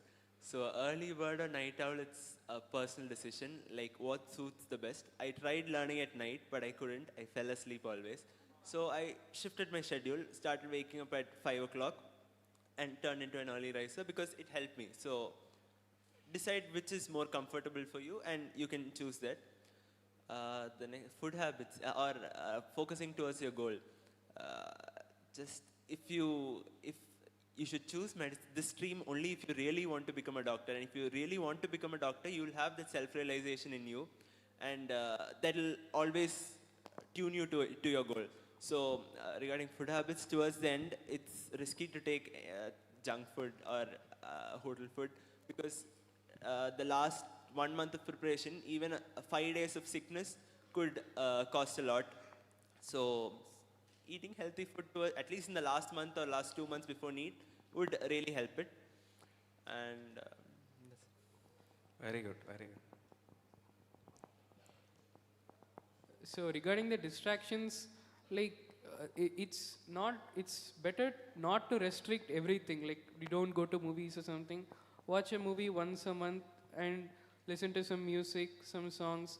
It's good. Because if you, the more you restrict, the more your ward will tempted to do that. Like I wanted to go to movies. So it's better to have, I didn't restrict myself to anything. So it's better not to restrict. And food habits, as he said, like last 1 or 2 months, I started restricting my food habits like from the mains itself, from January itself. So last 5 months, I restricted to my food only to home cooked food, and which is very nutritious, because even in home you can cook junk food, and that doesn't really help your ward and preparation, I would say. Wonderful. Regarding temptations, I think we're all human, we all have temptations. There is nothing wrong in having temptations. And as he said, if we restrict everything, the only thing is that the person who's undergoing the preparation is going to think, okay, fine, how can I do this without my parents getting to know? And you know, that is the worst thing that can happen when something is happening without your knowledge. So it's better to be aware of it and control it rather than to be not aware of it and, you know, not have control over it. That is one thing. The second thing regarding food, if I say, if I be completely honest about it, except for the last 1 month, okay, I would say have whatever you want, however you like, because we can't eat all the food that we like once we are 30 or 40. It's very difficult. This is the age, I would say. As long as you don't go too overboard, like you're not able to walk or you're having a very, very upset stomach the next morning, I would say eat what you want. And eating outside is definitely, I wouldn't recommend it. But if you're eating outside once in a while, I think that is fine. And cooking junk food at home is also one thing. We can always cook, you know, like French fries or make a burger at home. That is a very different thing. If you make it at home, go for it, eat it, as long as you're not going overboard. And early bird or night owl is very, very subjective, because for some people, one of them works. For some people, both of them do not work. And in case both of them do not work, study in the afternoon or study in the evening, or, you know, stay back at school and study. There are a lot of options. If we think about it, we will get a lot of options, definitely. Very good, very good. Akhilesh, you want to share? Yes. Like, even I had many temptations, but my parents really helped me a lot in overcoming them. They made me keep focused always in my studies and follow a daily routine on my studies. So yeah, they are the reason for it. And then my food habits were like, last 2 months I was not advised to eat anything outside, only home foods, because if I skip one day, there's a lot to cover, and I myself know I couldn't cope up with the loss I had in a day. So I also agreed to it. And then I actually prefer studying night, because everything will be pleasant, no sound will be there, no disturbance. But then one disadvantage I faced, that the next day when you wake up, you couldn't focus that much. So when you have classes in morning, it's not nice. Like you couldn't understand fully what your faculties are teaching. So I tried changing myself to morning, and it also worked. So I prefer studying in the morning. Right. So they have shared their views on this, definitely how you plan. It's all quite subjective. We cannot make it a uniform thing. One size doesn't fit all. So you have to plan, discuss with your teachers, discuss with your parents, saying that, the students are there, teachers are there, parents. But let's talk about the parents a little bit. Parents are one of the most important pillars for success. They were there to support them always. So let's hear a little bit of experiences of the parent of these students who are over here. How was it during these years of preparation? What would be your word of advice to other parents who are in the same stage? Anyone?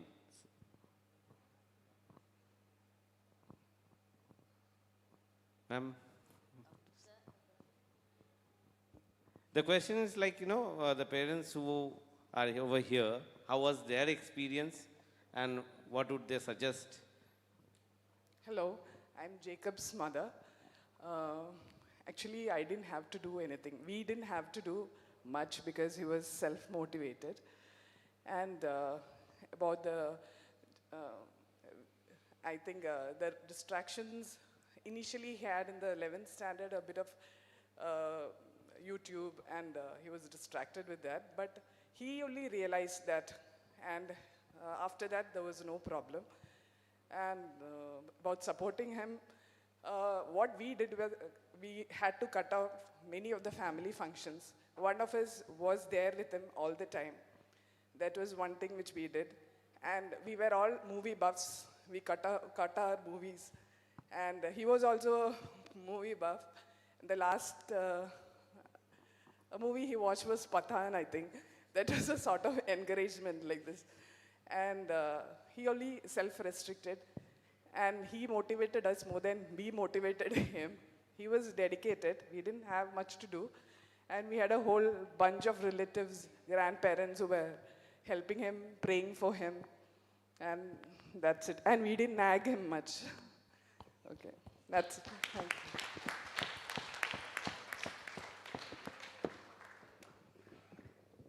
I'm Divyan's father. As I said earlier, first give the hope that we will be with the kid, whatever happens, whether you are successful or failure. So they should strongly believe that parents' love will protect them all the time. That is one thing. Second, don't too much interfere into their routines because they'll get irritated if you go close. But what you can do is that you can have an interaction with the faculty of Fiji, or like your brothers and sisters only. But in my case, I had a close interaction with biology ma'am. She like almost adopted him as her son, and I used to tell every single activity of him to her. She used to advise her in a very positive way and shaped him in every single mistake he did. And his mother also played, and she's the only one who played an important role because we used to go to office and come only in the night, but 24 hours she's with her and with him and shaped him. Like the food, everyone asked about the delicious food. The food habit has to start early in 11th standard itself. Like we have to introduce, because kids will not take all of a sudden a nutritious food which is introduced 2 months before. So like she used to prepare a lot of nutritious food and introduce slowly during the 11th standard itself. It is very important because they should be very healthy. If they get sick or something, it's very difficult even during the normal days itself. So nutritious food should be the part prior to the NEET exam. Maybe in 1 year before itself you should start. And do not restrict so much. Just you have to sacrifice. The parents have to sacrifice. We should stop watching the movies in front of them. And our TVs will be switched on only during dinner time. And that too, whatever choice of YouTube channel he watches, he will watch some natural scene, animal channels or whatever. So we also watch along with him and discuss a lot. Do not talk anything about subject at the time. They'll get frustrated. So this is the relaxation, and mother has a trick, she will prepare very yummy foods every day and tempt him. You finish this chapter, then I'll give you this, Today I'll prepare this aloo parotha for you. So you prepare 2 chapters and come kana like, then this guy will interestingly do that. The smell will come to him. Then he will come a little before, she will say, no, you finish it and come back. We'll have a nice dinner together. This is the motivation. Oh, okay, a dinner is waiting for me with my family. Then very quickly you will complete the chapters and come back. So this is the thing, and some spiritual connection should be there. For us, we have taken Dr. Sudha Seshan, who was the Vice Chancellor of a medical university, as our spiritual guru, who talks so much about, our culture and how to, maintain the anger and so much things. So the videos we used to watch, which motivated him, not only NEET, for his entire life. The kids have to watch it. Somebody asked how to control temptation. This is one of the way. Put them in spiritual track, which will completely, put them in their entire life. Thank you. Thank you, sir. Thank you. Wonderful. Hi, I'm Jai Kishan, father of Shushruth. I'll just compliment Mr. Sundarajan's comments. Almost it's matching. And in our family, my wife, she is fully dedicated to him. I just ask only the output. To be frank, my wife will be she will be following closely with the nitty-gritties, how to follow up, what are the inputs to be given, how to take care of his diet and everything. As one of our other parent told, we used to keep aloof from all the functions and all our relative interactions. That's a sacrifice we have to make. That is unavoidable because we don't want to, we just want to avoid distractions. Regarding other movies and all, we are not that stringent upon those practices. And we used to watch more news during the dinner. And as and when sporadically some movies or web series we used to have. So there was not much restriction. And I just interact with my child only on other than subject like politics and all these things. I ask only the score, and other things my wife, she takes care of all the other aspects. So it was a balanced approach, and it really paid off well. So this model, of course, it is subjective to each child and the parent, how the psychology and the attitude, it matters a lot. So whatever best worked, I'm just sharing. And close interaction with the child and the close monitoring, the behavior, the stress level, especially when it is spiking up, my wife will really know. And we used to share personally when in the absence of my child that the stress levels are spiking. So how to calibrate and all these things, we used to consciously do it. That really pays off in the long run. Stress is inevitable, no doubt about it, but we need to strike a balance between the stress and the output, what is expected from us. Thank you. Thank you, sir. Thank you.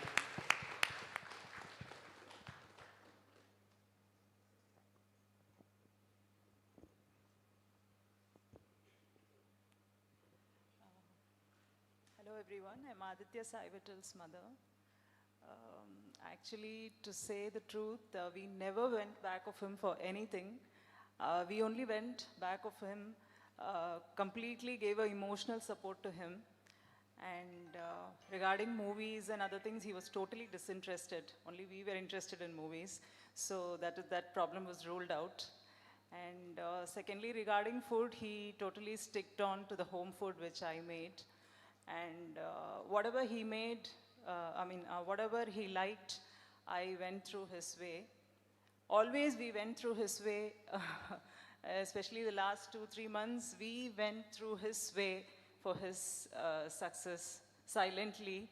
That everybody has to follow. I think we have to silently go through their way to make sure that, to be with them in all their stress levels and other times. And regarding the family functions and trips which were organized, we used to see to it that either one of us attended and one of us be with him, or we maximum tried to avoid all those things. Like for the 11th, from 11th onwards, we just stopped, and we have to sacrifice, like at least from 11th onwards, we have to sacrifice all these trips and all this family functions and all that. And apart from that, I think he did everything by himself. The credit goes to him. I'm very happy about his success.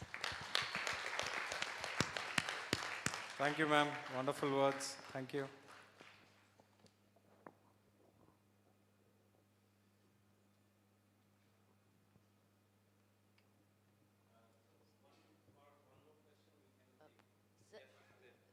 Sir, I have a question.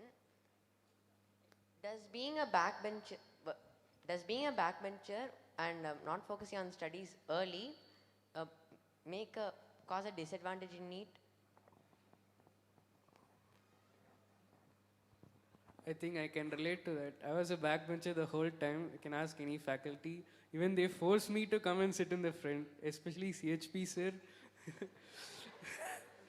And I was not concentrating initially, but he made me realize that you should start concentrating and you should start talking less to your friends and concentrate more on studies, which obviously will come to you at the start of the 12th, but realizing that at 11th will help you a lot, I guess.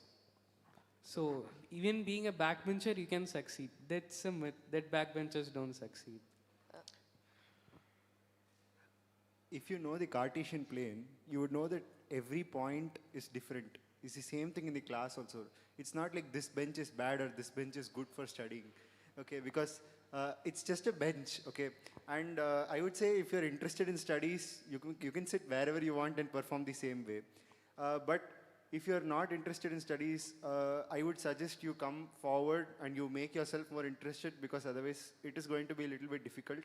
And I would say if you're performing really well, please, don't demotivate other friends who are trying to perform well, by sitting in the last bench, because they're going to hate you otherwise. They're going to just say, hey, Needa padikiralla, why you are asking me to do these kind of things, So that is it. Every bench is different. Every bench is just a bench. Last bench is also an emotion, but if you're sitting over there, make sure that you are still able to reach the teacher, or you're able to see the board properly in case your eye or something has a problem, and that's it. Right. Sir, Yes, here, sir. if you're short, no, don't sit in the back bench. 100%. Please come forward. Right. Right. One more question, sir. From what age should you start preparing for NEET? Very debatable question, if you ask me.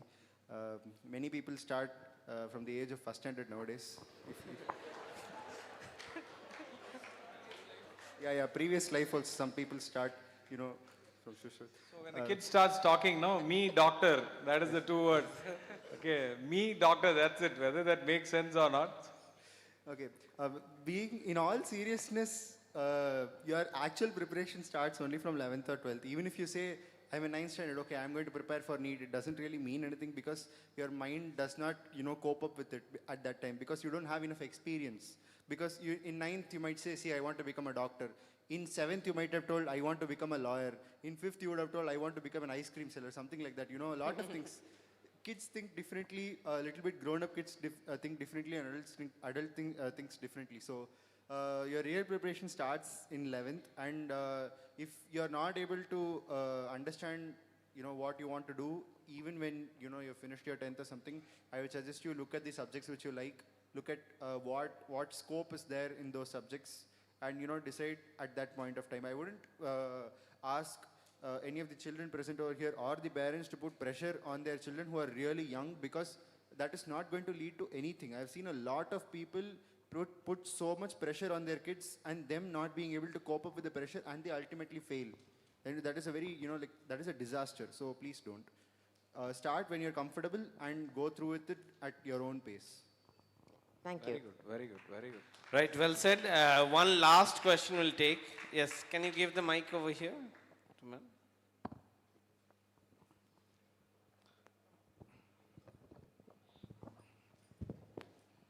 So my question is again to the parents. I just want to know about the parents' involvement in their education. We heard about your involvement in the food habits, your kind of motivation and all that. But I just want to know, like, how you were engaged during in their education, like where you were helping to make notes. So all those kind of small help. A formula book if they want to prepare, just to cut off their time spent in that. Where you getting involved in all those activities.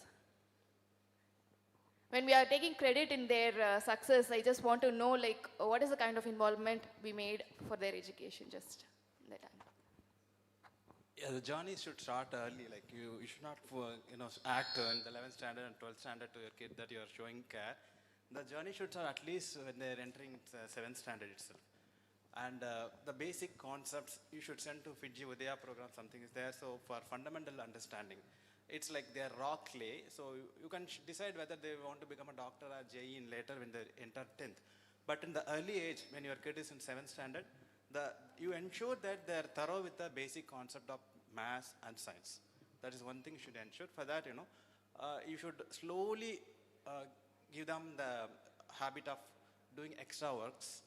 Taking up the pressure. The pressure is extremely high when the guy is in the 12th standard, because you need to tackle the board exam, you need to tackle the NEET exam, and also your other routines. So if you put the kid in the 12th standard and want to become a doctor, it's very difficult. So slowly introduce the culture of taking the pressure from 7th standard. Like 1 hour a day, let the kid study up beyond the school hours, 2 hours. For that, what we should do is that we should ensure that we also do not do anything during the study time which will disturb the kid. We should also slowly start sacrificing. And of course, for making assignment, we always do take printouts and sometimes we draw in the record notebook, all this. That is fine, no problem. Especially when it's concerned with the school things, we can help. But when it comes to FITGI assignments and all, it is their duty. Ensure that you do your tab assignments. If you don't do, okay, you should have a regular interaction with the faculty. You should know, you should have everything in fingertips of which faculty is taking which class and why this guy has dropped in particular subject during one chap test. That is only to be known, not to be like, you should not give pressure and scold the kid, why did you not get mark on that? Just friendly analysis, just wait for some time. If a particular person is not doing good in physics, let's say, do not immediately come to a conclusion that this guy is weak in physics and scold them. No, give them some chance, watch, give them some time and watch after 3 trials or at least 3 tests. If the guy is still 4 in physics, okay, there is some problem. Then you slowly talk to the guy, but the student will not be able to express. Generally, they will not talk to the parent openly. Then you have to go to the FITGI faculty and slowly, why did it happen, what happened. In particular case, my son got very much dropped in physics during his, I think, 10th or 11th standard. During the lockdown time, I guess. I didn't know what happened. Everything goes well, but he is not getting a good mark in physics. But later on, we come to know that he is watching some YouTube videos on physics, which is completely diverting him. There are so many, educational videos on YouTube, which if the kids watch, they think that they are very good with these videos and they think they know everything. It is not true. So watching the video merely will not help them. This was a mistake he did, and then when I took him to the FITGI faculty, they analyzed and found that he is watching this kind of educational videos. They said, you completely stop it. There's nothing in that video and all this. You do the offline classes, nothing like board teaching. Take our assignments, interact with the faculty. We are there to help you. So just like if this thing comes to the kids, that if any doubt comes, I'll watch the YouTube video and I'll be like fine with that. Is absolutely wrong. Do not go to the, that may be for some additional points or whatever, but the basic thing is your school and the FITGI and their materials. And NCRT, there is nothing behind it. As a parent, we ensure that they are doing this one and give our support, give nutritious food, and always be supporting them at the low times also. That's all. Very good, sir. Very good. Superb. Hello. So I am Annamalai and I have a question. So what mindset did you guys have while heading towards the NEET exam hall? Because all of us have that question. Even though we prepare so much for the exam, we don't know what mindset to have while going to the exam hall.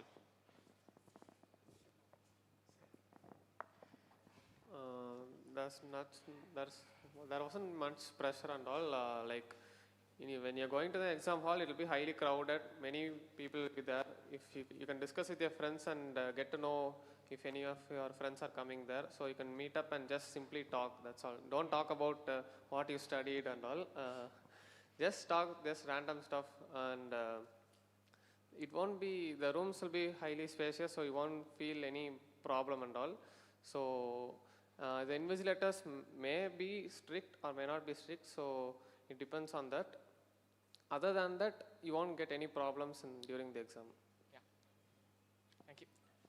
So there are infinite things that control the exam, and there are only some factors like how much, the amount of preparation. This is the only thing that we can control. So just focus on the controllables, leave the rest to God, it'll go well. Just have that feeling in your mind, you'll be more peaceful. Reach the exam hall early. Don't go, if the exam starts at 2, don't be there at 1:55. Be there a little bit early. If you're early and you're sitting and you're thinking, okay, if I get the paper, what if there is this question in it? Don't think such things, okay? And while the exam is going on, in case you run out of time and you have 1 minute to solve a question and you're panicking, there is a way to stop the panic. I have to thank my dad for this advice. If you have 1 minute, take 2 seconds off, calm your mind and solve. If you have 10 seconds, take 1 second off. Always keep some time to calm yourself down. Because in a state of panic, if you solve a question, there is a very, very high probability that you're going to get it wrong.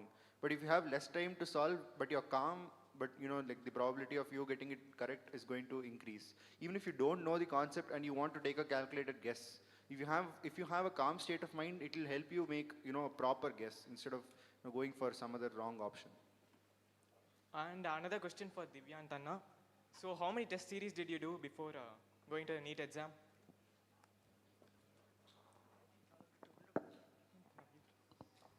I wrote around 5 part tests of Tapasya and 5 Tapasya full test. That was online.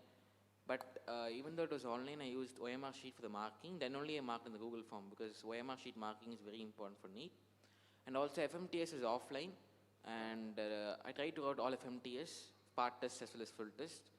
FMTS started from my 11th onwards, and full test came in the revision part. I tried to attend all FMTS because that was offline, which was very important for NEET exam. Okay, thank you. So it's important to, yes, okay. See, it's important to write a lot of tests, and whatever test is conducted by the school or in your evening classes, just attend them, right? So it is absolutely, I would like to stress on this point, do not miss even a single test which is scheduled. Yes. Congratulations to all the toppers. I'm a 10th standard student, Dishna, and my sister here, she's choosing a different path, and I'm going a different path. So I just had a doubt. Have you ever thought of like a second opinion about like when you focus your goal, have you ever had diversions like I want to take this or that? Any differences like in 10th or 11th? Any?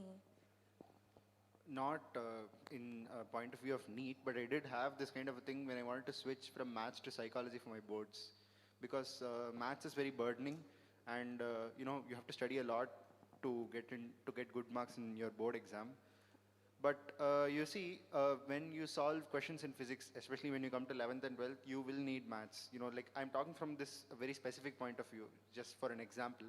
You will need maths, and you will have to use a lot of concepts which are taught specifically in maths in physics.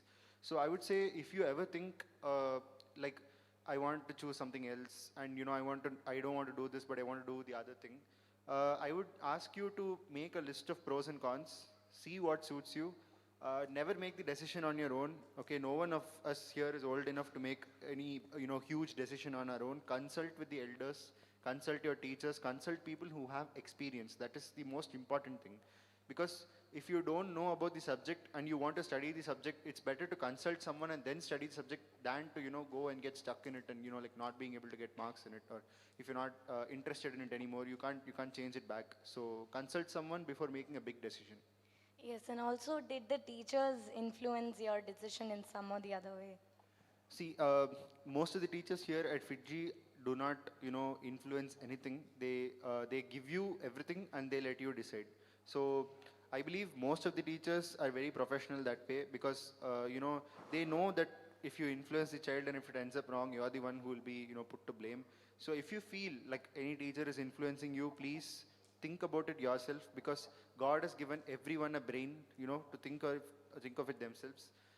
If you still feel that the teacher is influencing me and I feel like doing it again, consult someone who is experienced in the particular subject before taking any big decision. Thank you. Right. Well said. And with that, I'm afraid like we are coming to an end, and we are at the end of this session. So I thank all of you who has come on a Sunday to attend these sessions, and I congratulate the toppers who are here and not here, all the achievers of NEET. Once again, congratulations to all of you. I congratulate the parents, the teachers for this wonderful achievement. And thank you all once again for joining us. Maybe some of the questions we could not take up. Yes, we know. But yes, very soon, in classes also, we'll have such session. And this kind of sessions will continue to come. So do not worry. You will always get your chance to talk to them. Even when they go to the college, they will come back for you. And they will come to your classes also. So those things are there. Thank you all. Thank you very much. So Saurav sir, I believe some gifts are due for the students. Okay. Right.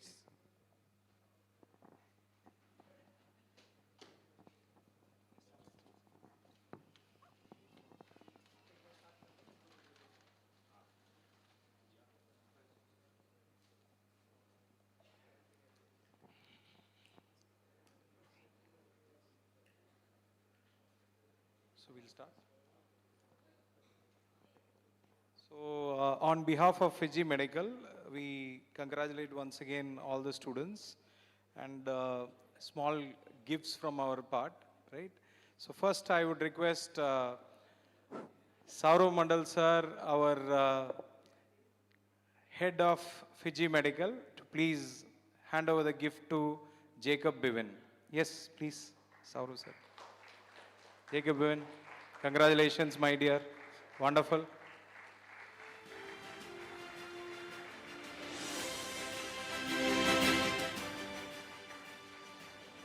Next, I invite CHP sir. CHP sir, please come over to the dais. CHP sir, the coordinator of Fiji Medical Program and MVM. So please hand over the gift to Sushruth Jai Kishan.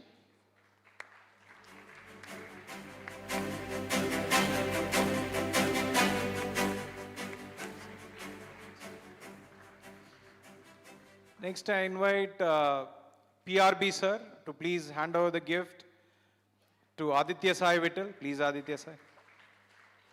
PRB sir, thank you.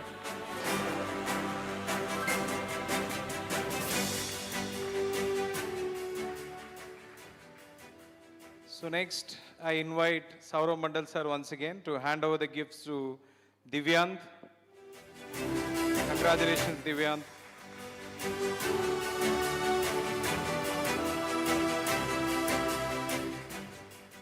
So CHP sir, I request CHP sir to hand over the gift to Akhilesh Anand. Congratulations, Akhilesh.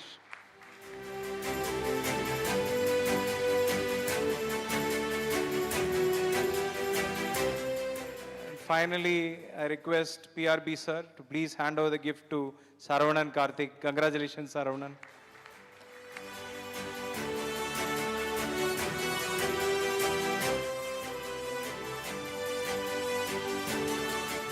Thank you, VPV sir. Thank you, sir. So these were the small token of appreciation as they come over here. But there are real gifts awaiting them, and based on Fiji's reward policies, there are eligibilities, and they will be getting the cash rewards as well as the medals, which will be distributed on the day of Utkarsh, which is on 9th of July. And we invite all of you to attend that function, where we'll felicitate all the toppers of NEET and JEE, as well as the toppers of FTRE examination. So see you then. Thank you. Thank you all. Thank you. Yes. Want to ask something?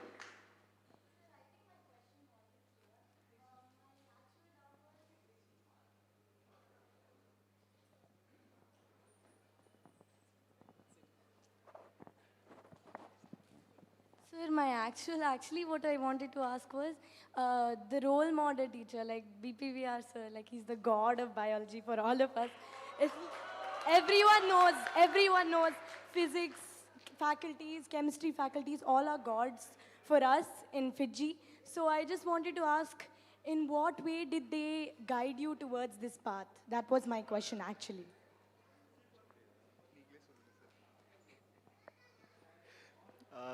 Rather than an influence, it is more of a guiding thing, Yeah, that's because, what you get more interested in subjects which you don't like if you have good teachers, okay? That Correct. is one thing which all students will observe in their student life. But, like, you want, what is the actual question? Like, you want to ask how they've influenced you to choose NEET or JEE or stuff like that? Yes. It's just by being there, just standing over there and just teaching and sitting over there and just showing the PPT, that is enough.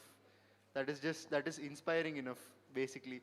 And the way the classes go on, it's not like teach. It's like teach, joke, teach, joke. You understand what I'm saying? So that is it. Nothing more than that. Anyone else would like to take?